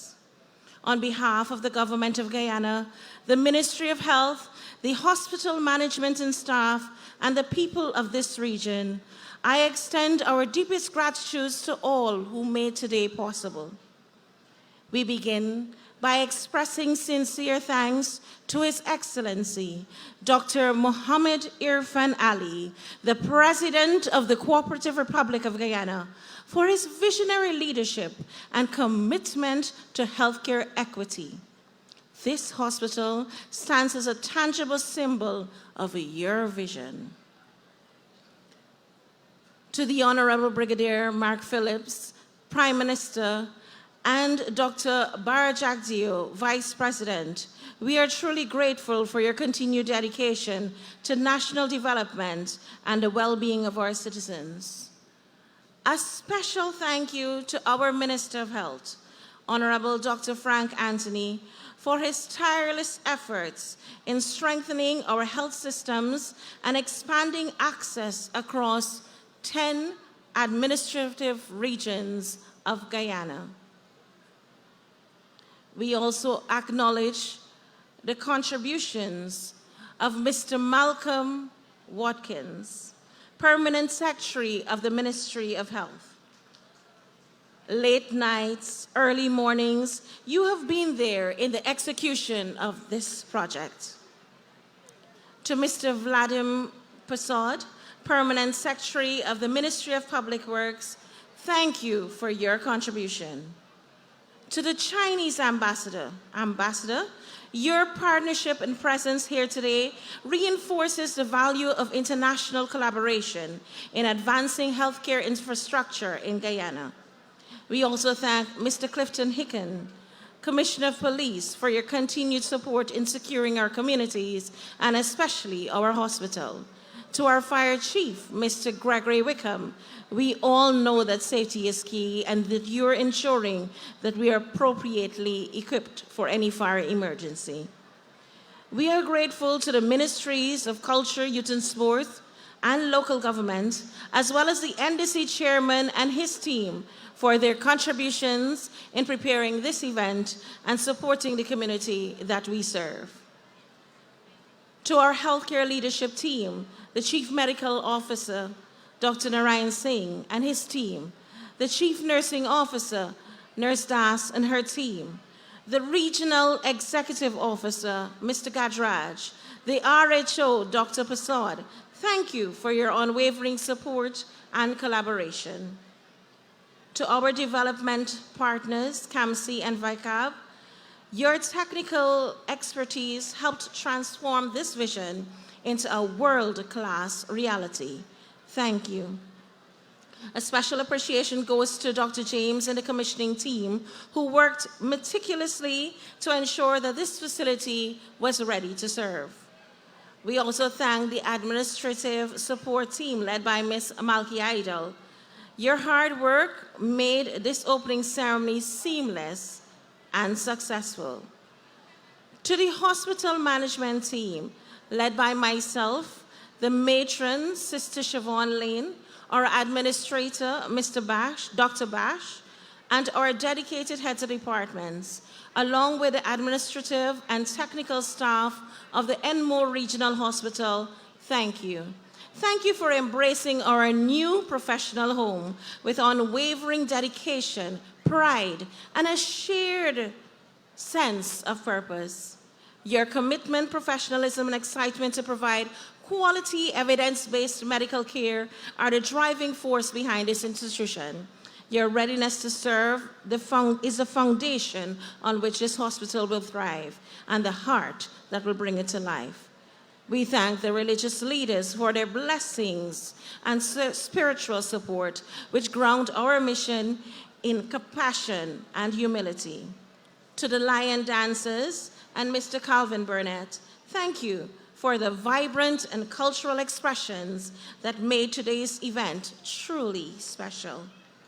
To you, the residents of Enmore and the surrounding communities, we thank you for your patience, your support, and your partnership. This hospital is yours, and we are here to serve you. Last, but certainly not least, thank you for our master ceremonies, Mr. Michael Gavaya, who skillfully guided us through today's proceedings. Once again, thank you all for being part of this proud moment in our nation's healthcare journey. May this hospital stand as a beacon of healing, service, and excellence for generations to come. Thank you.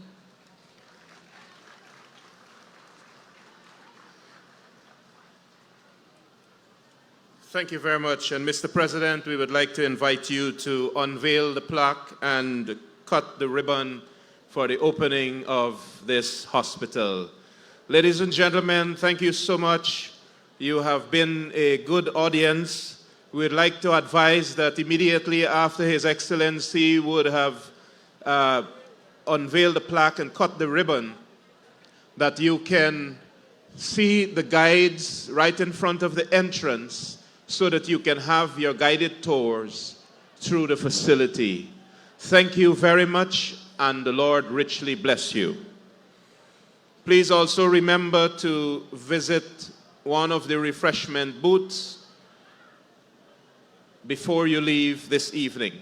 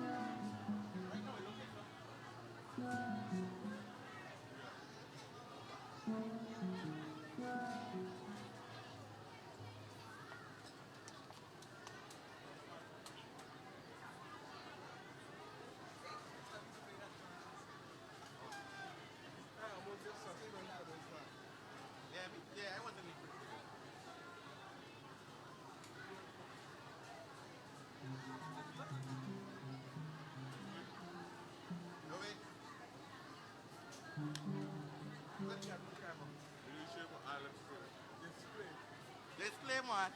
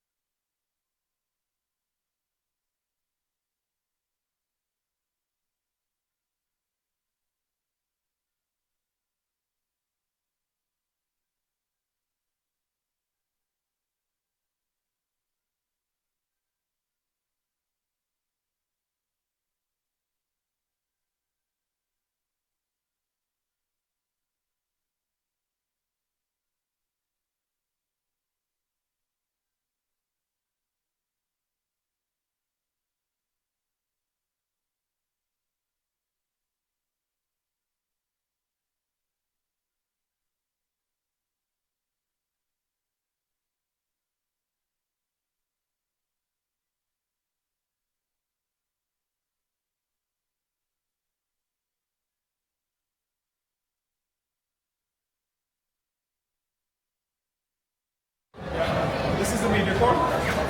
You can go ahead. So here we have our pharmacy where we will be able to issue medication at any point in time. We have a system where they can call for a patient. Dr. Bravo, come to the pharmacy, please. Right, and so the patients will not necessarily have to stand up and wait around the crowd to receive their medications. They can have a seat across there. Across here, we have our receptionist area. So as soon as they come into the hospital, they're going to be greeted and they're going to be placed into a queuing system where they're going to be able to know which physician they're going to see and which area they're going into. And so the physicians will also see them in that area. So let's go. So to your right.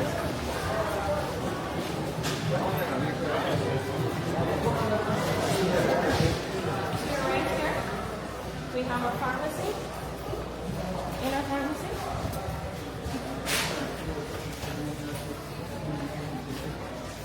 And in here we have our pharmacy with fully stocked with medication, as you can see. Medications of all types, whether it's tablets, whether it's lotions, whether it's fluids, whether it's injections, we have it. Available and ready to serve the public. Continuing from here, we can go straight into our specialized clinics area.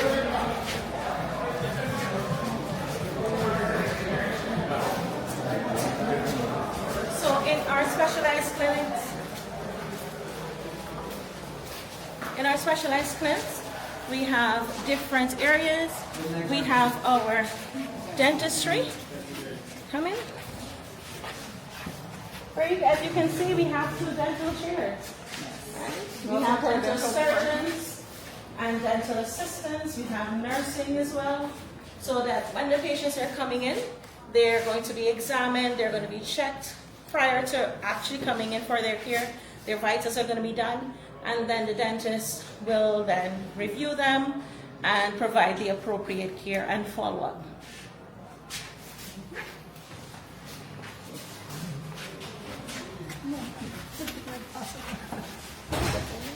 All right. So for our ENT department, which is our ear, nose, and throat department. So we have our ENT department where our physician will be able to check the ear, nose, and throat and provide appropriate care. Should you have an ear infection, should you have a throat infection, should you have a lump in your throat, a lump in some area that is related to ear, nose, and throat, you will be seen here.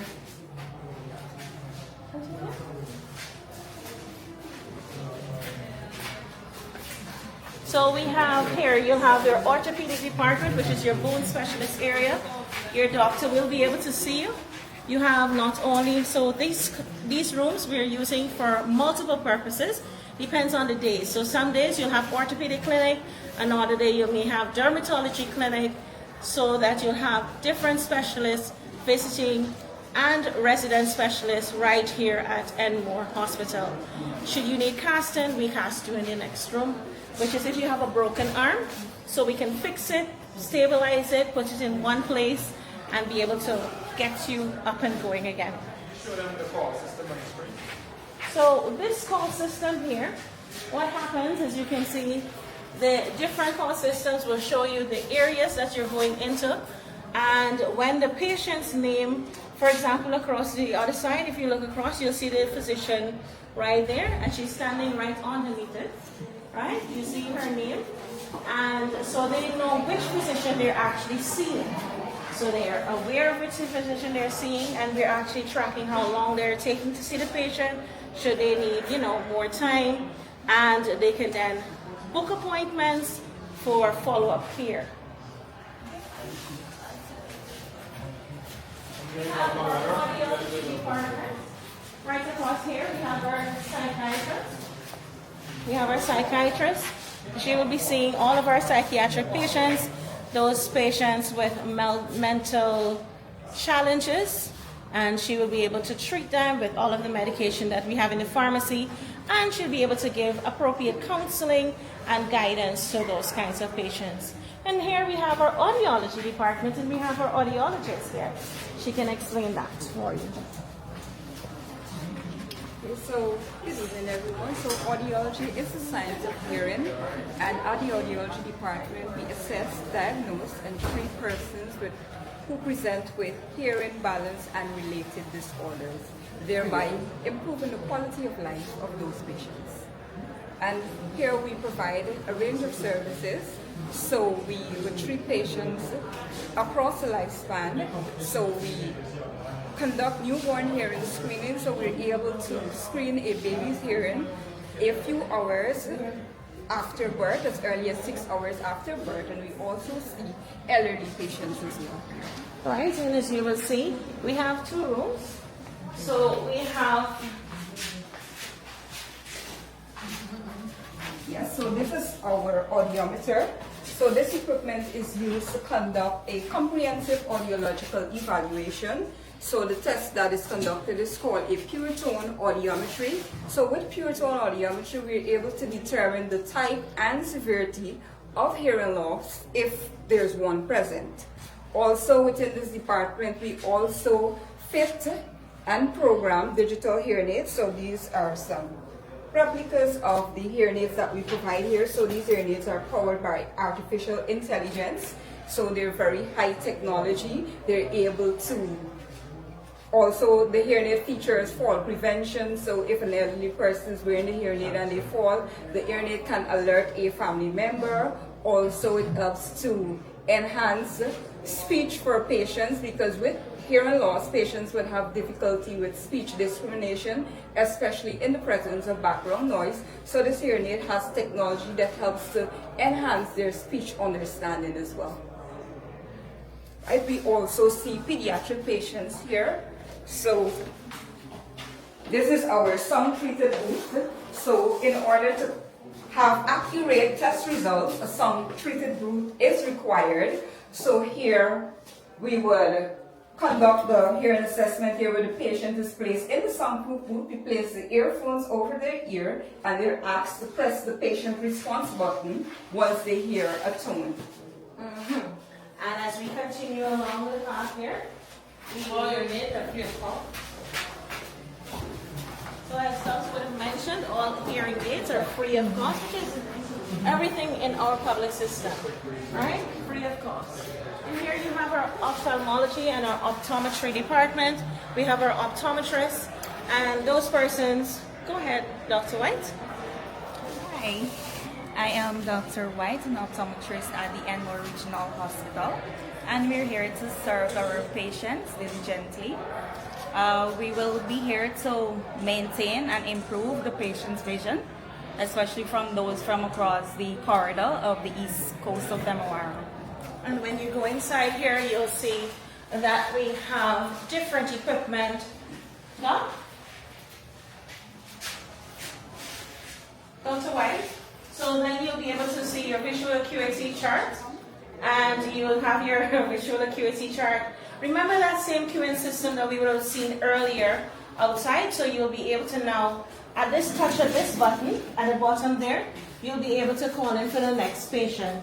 So it is technology driven and it's evidence-care medicine that we're definitely pushing to ensure quality care for our patients.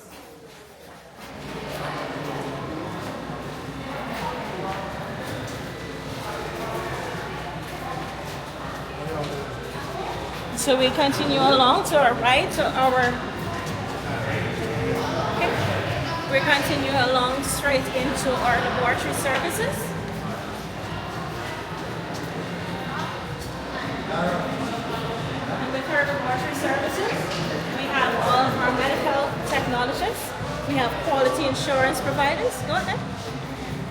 So, so these are my staff. I mean, these are my staff. So in the medical technology, in the laboratory, what we do is testing. We provide all different types of testing.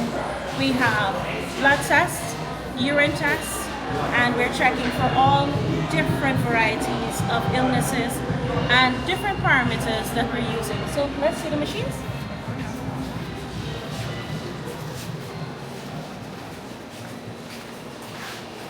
So this is our hematology department. This machine has a capacity to do 50 samples, and that's within an hour. Also, it carries a stage for a stat sample. So if there's an emergency, you need a sample to run ASAP, you just stick this in here, click this button, and that sample automatically goes to front. Here we have our immunoassay. This machine does all the hormone tests. This machine has a capacity to do 40 tests in an hour. Moving along. So this is our ELISA machine. For the first time, we will be doing the ELISA tests, confirmatory tests at the regional level. That would be all serology tests, HIV, hepatitis, syphilis. We will do all the confirmatory testing right here. Right? Moving along. This is our biochemistry machine. This machine has the capacity to do 50 samples in 7.5 minutes and a maximum of 400 samples in an hour. Moving along here is our coagulation studies. Also a new test that we're introducing in the regional labs. We have the capacity to do 40 samples in 30 minutes. Yes, and you see, that is when we speak of the technology that you would have seen in different laboratories. Definitely you can see that at Enmore Regional Hospital, we have it locked. We have one more equipment. So, Down to the back. This is our first automated urine analysis machine. This is a new one to the regional system too. This can do up to 50 samples per hour. And this is one of the new, definitely. So if you've noticed as well, while you have the specialists and we have the specialized equipment, we are also in an environment that is cooler. So you would have noticed that you're in an environment that is cooler throughout the hospital. Whether you're in the outpatient, whether you're in the lab, whether you're outside in the corridors, you're a little cooler. So that also assists patients in feeling a little bit more comfortable. So let's go straight ahead as we continue to our left.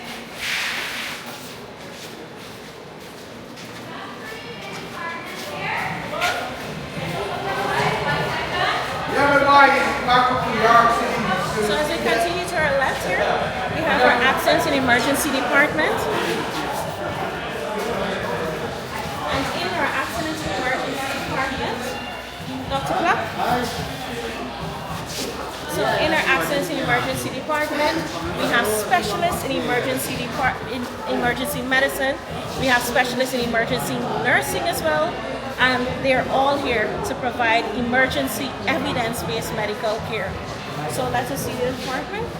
Okay, so this is our triage area. When the patient comes to the hospital, we will enter through the door where they will be allowed to sit, and our triage nurse and doctor will attend to them as within the first 10 to 15 minutes we can disposition them to know if they need critical care or if they can just wait a little bit longer to be seen, but we will try to at least within 30 minutes see that patient. Notice that we have some waiting areas for our patients, and so we have our registration area. So they come in. Sometimes we have patients that are getting, they need ultrasounds, they need x-rays, but they're not an emergency case. And so they can book, they can have their appointments. Or if you're coming in, we book you, we register you, and you can wait. However, the waiting time would be super short because what we're working with, we have technicians, we have x-rays, and I'd like to show you something else. So come on this way.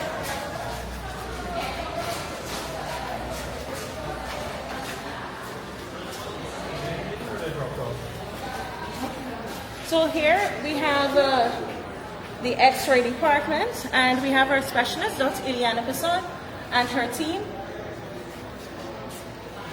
So we have x-rays, and I'd like you to notice that we have portable x-rays as well. So it's not just that you're coming here. If you need an x-ray in the ward or any area and you're unable to move, we'll get to you to provide that quality care. So quite a few hospitals may be providing x-ray, but our regional hospital is not only providing x-ray services, we are also providing CT scan. Now CT scan here is free of cost, and you can actually get your CT scan done and being read by a specialist. And we have our reading room, so you can go in and you can see the CT scan room. Go ahead.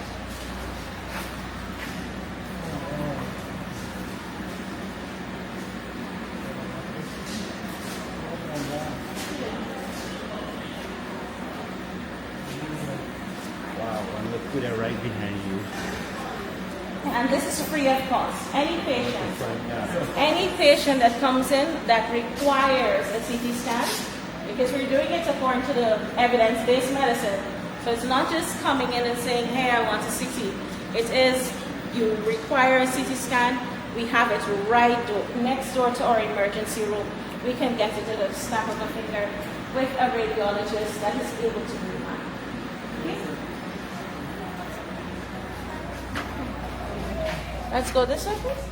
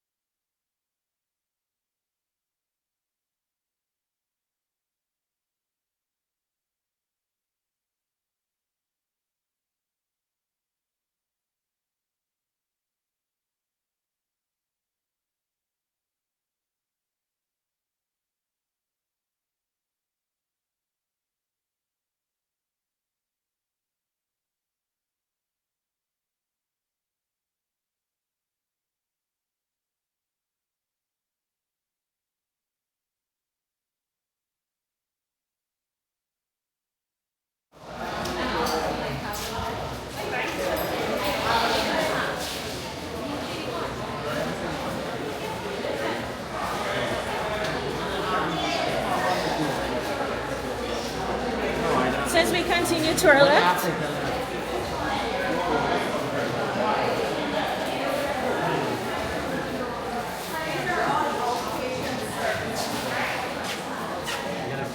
as we continue to our left, you have our outpatient service. And with our outpatient service, you would notice that we have a desk at the front here. And that is where we do doctor-led triage, where you have a physician right there with two nurses, and they're able to see this direction and that direction, and they can make critical decisions. Do you need to be at an outpatient, or do you need to go to the emergency room? Which physician do you need to see? Or do I need to see you right away? And that's why we want to do doctor-led triage, the same thing like in the emergency room. In the outpatient department, we're providing other services as well. The diabetic foot center, we have our dressing rooms, we have our internal medicine specialists, we have our general surgery clinics, we have our diabetic foot, I already said diabetic foot center. So yes, you have, and let us show you this one.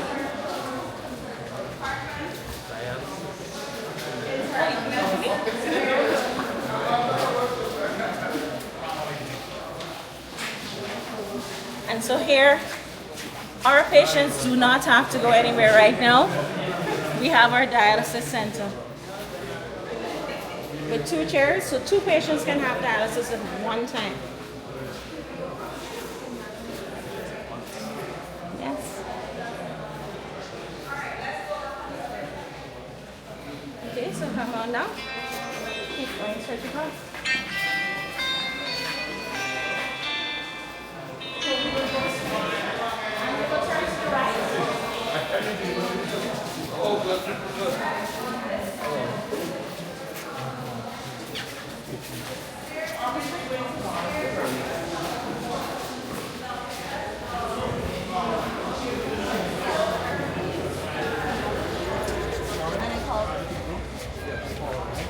You see how the lawns are quite relaxing as well.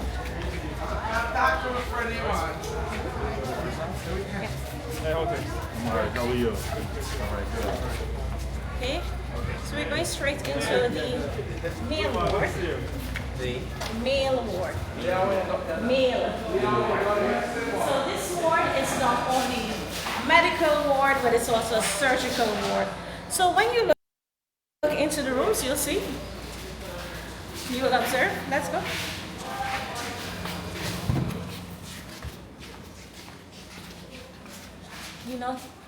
You notice there's 5 beds, and you have your drip stands, you have another drip stand, you have a place to write your notes, you have oxygen, you have vacuum, you have suction, and we have a calling system.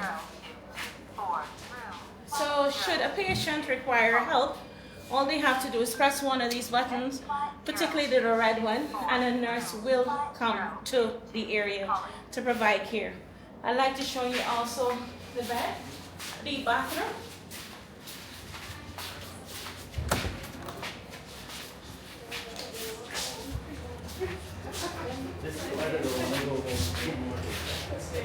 As you can notice, we have a place where they can sit and bathe.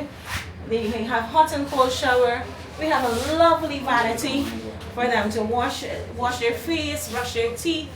They can see their face quite comfortably. Should they have a challenge as well, they can pull on the emergency button.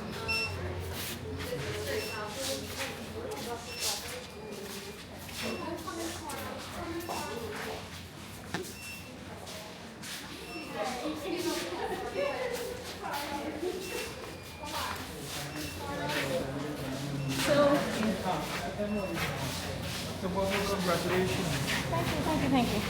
Right, so you'll notice that the room would have been highlighted in red, that the bathroom room emergency button was pulled.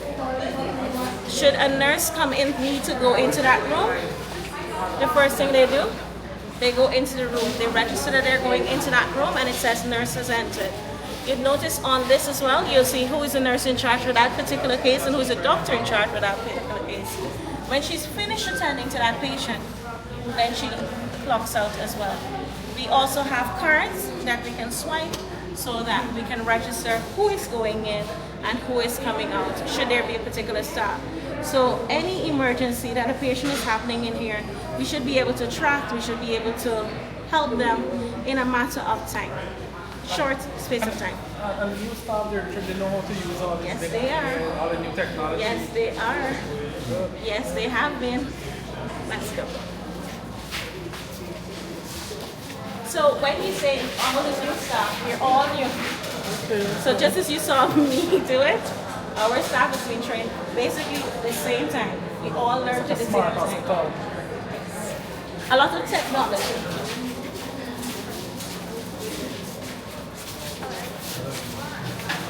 So we have our nursing staff here with our JDS and our ward managers and our nurses, our RNs, our NAs, and our PCAs, persons who are here ready to provide quality health care and using evidence-based medicine. You see those smiles on their faces? They're excited. They can't wait for us to start. And I want you to notice, we have clerks as well that will be assisting us in the computerized systems that we have. We have dangerous drugs. Now please note, those are the drugs that are monitored, but they are potent drugs like morphine, things for strong pain relief. We have that. We have those cupboards available to us at any time. We can easily get into them. Let's go into this room. We would ask everyone to go in, but we have medication fridges so that we can store our medications. Certain medications need to be stored at certain temperatures to maintain the quality of that medication. And so in order to do that, we have medication fridges. And we have one right in there. Here, we have our young, very young physicians. I heard a physician ask me the other day, "Doctor, when are we going to open? I can't wait to see the next patient. I want to set a line." These are the kinds of persons that we have working here. Let's go. So here you'll go through and you'll notice that we have multiple wards, but it's basically the same concept as you go in from one room into another. Okay, so as you see, you'll notice it's the same concept throughout the space. So we can continue this one.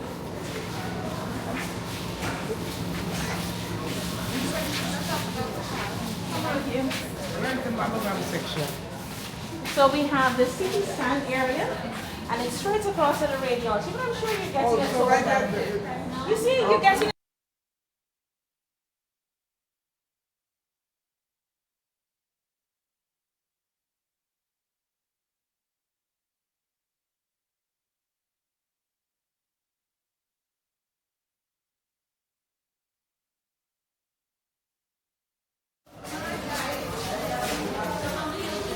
So straight across here, straight across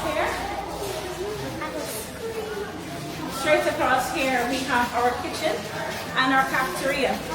So our staff, they can come outside and have a little breeze, relax, sit, have lunch, and as some persons you may notice that they're using the cafeteria already.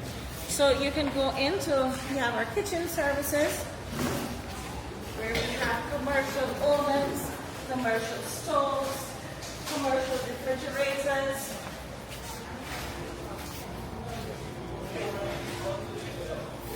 And we have quality service from our chefs.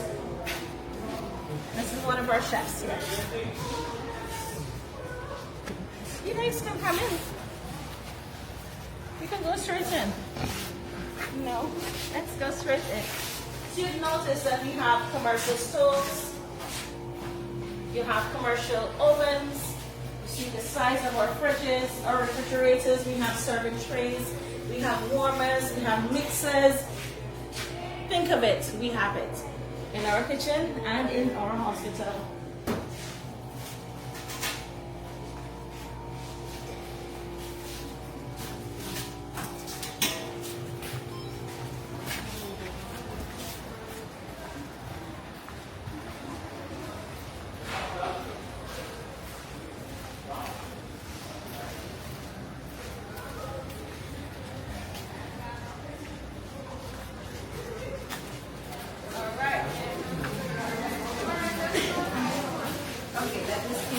then we will continue. Okay, so this area is extra special. You see, when our relatives come to visit their patients, they do not have to stand. They do not have to stand and wait. We provide them with seats, okay, and we provide them with guidance. Should you need to speak to the physician, we are booking time in so that we can ensure that you're always able to speak to a physician according to the needs of the patient and according to the needs of the relatives as well. And so we have facilities where you can sit, we can give you a little water to get comfortable while you are in a fully air-conditioned area. And as you know, we've been through the war. So let's go. Good. So let us go forward. One thing I noticed here tonight, there's a lot of smile and I really hope it continues. Sir, you don't know me apparently because that's all I do, smile. But that's not all I do, but I do smile. So let's go to our elevator. So what I will do, because our team looks big enough, we can continue. You see we have spacious elevators. This is not the only one. We have two at the front, right next to radiology. Right, let's go. Going down.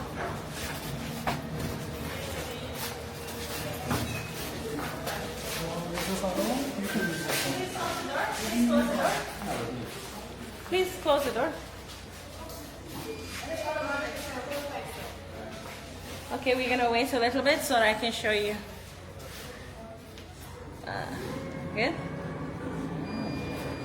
Right. So what we do, we put our foot there. You can go ahead. Put your foot. Just put your foot there. In that slot. In the slot. And you have just opened our high dependency unit. Now, a high dependency unit is an area where you will see patients that they are very sick, but they're not that critical that require ICU care. So we have here our JDS and our ward manager and our RN, our NAs, our PCA, and in this room you notice a little difference in the equipment, right? Notice a little difference in the equipment. We have pumps particularly to put medications in, and it's monitored specifically as into how many drops per minute, what is the exact dosage that they are having. We have monitors, we have defibrillators, we have ventilators, piped oxygen, and suction. Think of it, we have it. And as you can see, our stunning staff, we have that.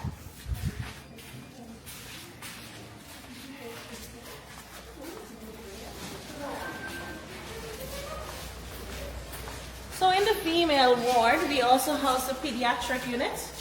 And you would have noticed that there are different wards. And as I check this system here, for example, if a patient is calling, it's the same system as downstairs. So should a patient call here for care, let's see what happens. Let's check it out.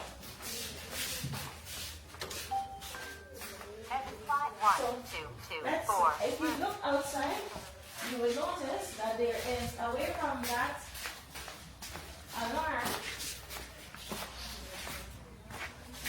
that alarm, oh, you answered it? Yeah.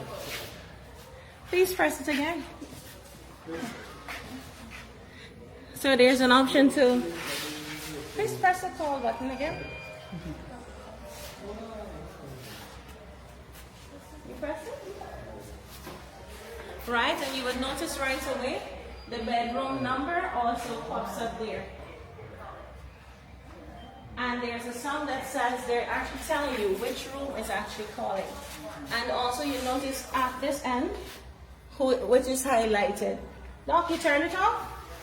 Please turn it back on. Thank you. So you can see that this number is calling. And now, as we said, the nurse enters the room. She goes in, checks our patient, and she clocks out. Right? Yes? Good evening. So on the wards, we also have something we call a whiteboard. This is downstairs as well, but I choose to speak about it up here. So you'll see the physician on duty. You also have the nursing staff that are on duty, and you see how many admissions we currently have, how many discharged patients we have, and it's updated as time goes by. Okay? So here, there are lots of things that are special on these wards. Each ward is special in its own way. On the female ward, we not only see our obstetric patients, we see our surgical patients, our general chronic disease, internal medicine patients, but we also have a negative pressure. Sorry, let's just acknowledge our lovely staff here, our RNs, our physicians, our PCAs, our clerks, and our NAs as well. Okay, let's go straight to the end.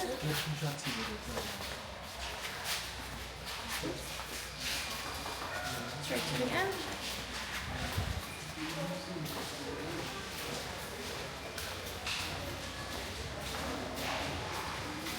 So this is our negative pressure room.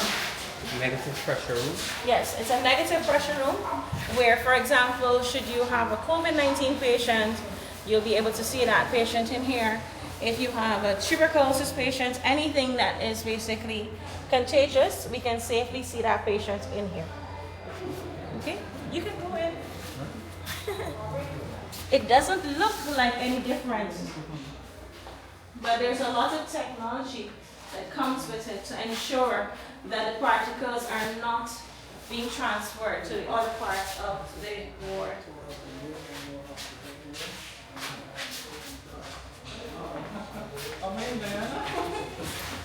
Yes, you are. Right to Enmore Regional Hospital.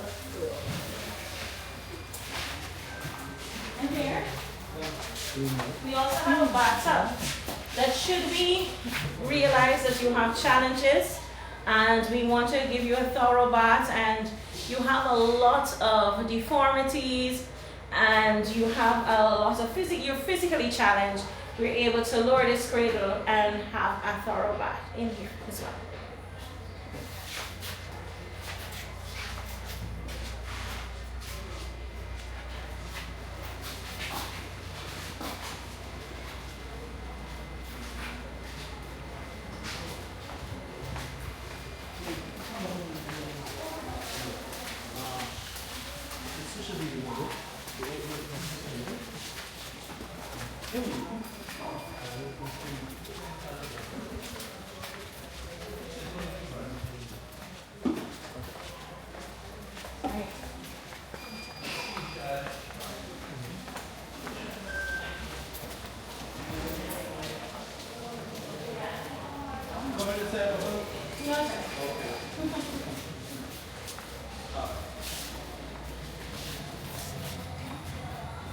As we continue over, so we're going to continue over to the obstetric and gynecological clinics, as well as the maternal child health clinics, and then we're going into the theater, and then we're going to continue to see the delivery rooms.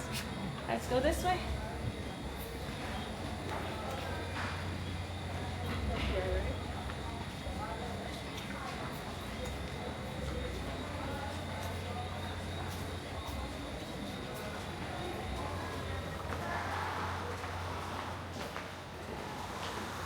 Good night. Good night. So here we have our specialists, our OB/GYN, that is obstetrics and gynecologists. Hello, everybody. This is Dr. Serge Pausing, and we have our pediatrician as well, Dr. Carter. So this is the first room here. Dr. Singh, this Yes. is your admission room. This is my Tell us admission. about it. So once you're pregnant and above 28 weeks, you don't need to go anywhere. You come straight here. When you come here, and I just want to see you, triage you, take your blood pressure and so forth, and then the doctor would always be stationed here, would be attending to you directly. And then we decide whether you go to the ward for admission or you go to the labor and delivery section.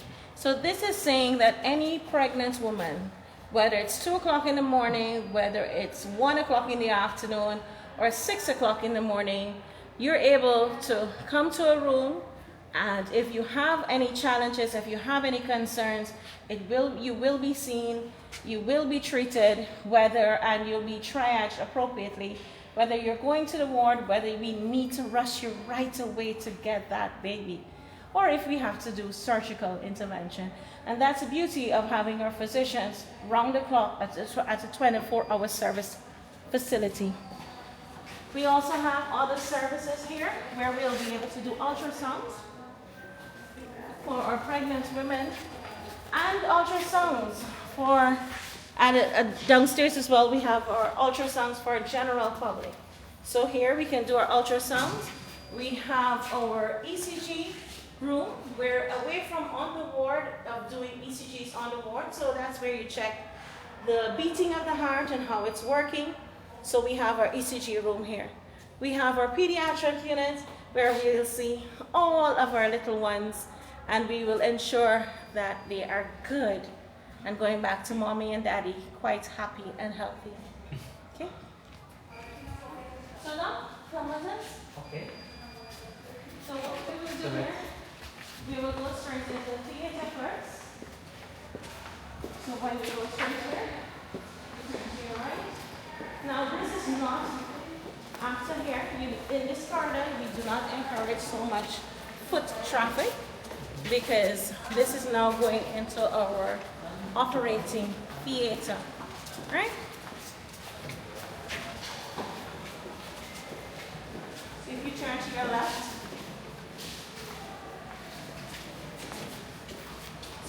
your left, here, we have our bed change room where we can basically see our patients. Anybody wants to try this time around? Okay.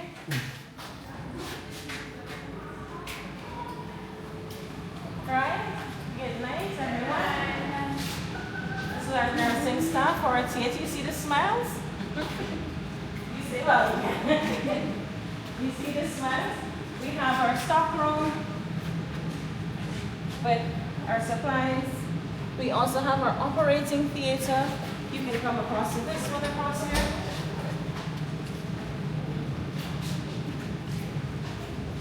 We have one operating theater here, and we have a second one across there.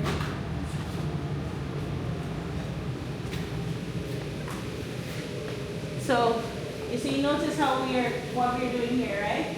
It's not just one operating theater. We have one downstairs in the emergency room, and we also have two upstairs.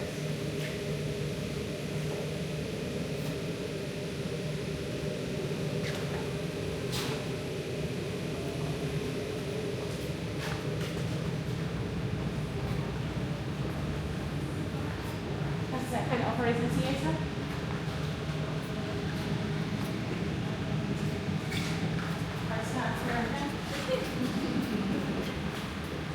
We have our recovery room because as soon as you're finished surgical intervention, you need to recover. We need to ensure that you're back to normal as is possible. Ensure that you're stable enough. Ensuring that you're stable enough for transfer. This is our recovery room.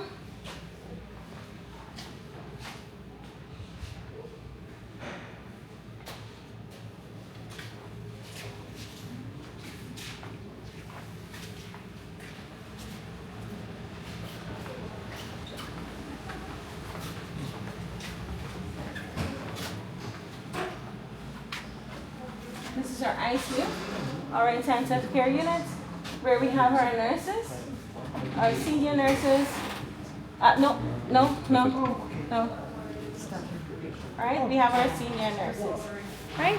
And you would have seen something to this concept in the HD. But you'll notice as well that they have a calling system on the wall. Okay? Thank you. So I'd like you to notice that we, the physicians, can easily detect not only in the room, but at the side if we're having a meeting, we can look across and notice something is happening. We have our nurses sitting at the bedside. You have this square glass so that you can see right in and be able to rush into the ICU and assist our staff that is in there. Okay, we're going to go straight into the birthing area.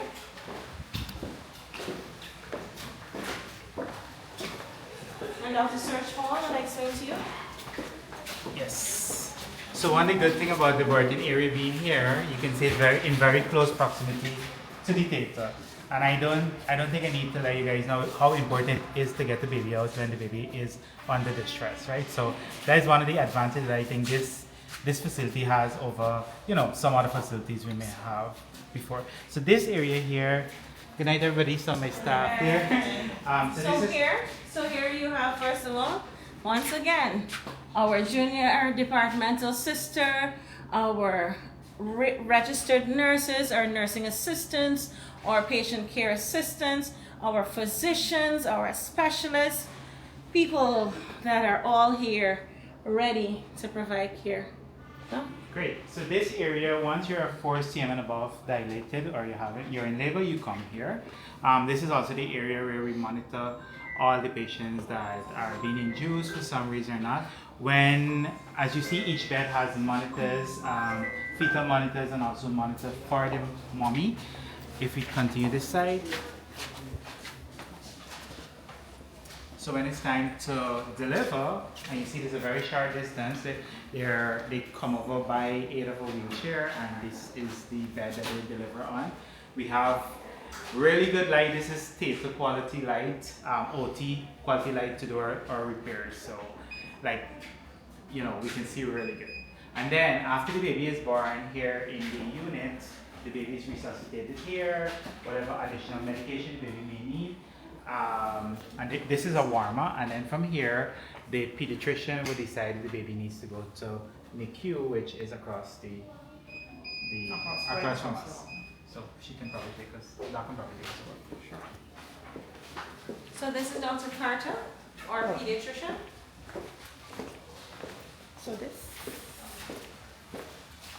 So this here is our neonatal intensive care unit. Here is where we will provide care to our preterm neonates or preterm newborns, those born before time, and some postterm babies or some term babies as well who may need additional care due to probable maternal complications. We have our incubators, our ventilators to provide warmth to those very small newborns. The ventilator is going to provide what we call respiratory support for those babies who are born too early, not being able to support their own breathing on their own. So this is basically the area that they will be in. As you can see, we have cardiac monitors, and all of these will be powered by the medical air and oxygen that we have coming from the wall. Next door, we have what we refer to as the step-down unit, and here is where we will have the newborns that do not require such intensive care as mechanical ventilation, or those preterm neonates who, let's say, would have graduated from the NICU or graduated from not requiring intensive care or respiratory support, and they would come here. Some of them may still need to be in incubators because these babies, we usually call them feeders and growers. We want them to be able to feed until reach a certain weight criteria before they're discharged home at morning. So this is the step.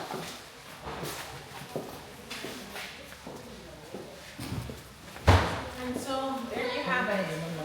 You have seen the Enmore Regional Hospital, where in this hospital we have not one, not two, but 3 operating theaters. We have X-ray department, we have a CT scan department where you can be receiving your CT scans free of charge, no cost whatsoever, no money required. The government of Guyana has been providing that, will be providing that service as of 6 o'clock, as of what time the president cut that ribbon, and he has opened our facility here at the Enmore Regional Hospital. There's no more need to go down to Georgetown. There's no need to go to any private entity, because guess what? We have it right here. So you start seeing patients already as We of the are day starting to tonight. see emergency patients immediately, and our clinics will follow by appointments. That's quite a lot. Okay, yes.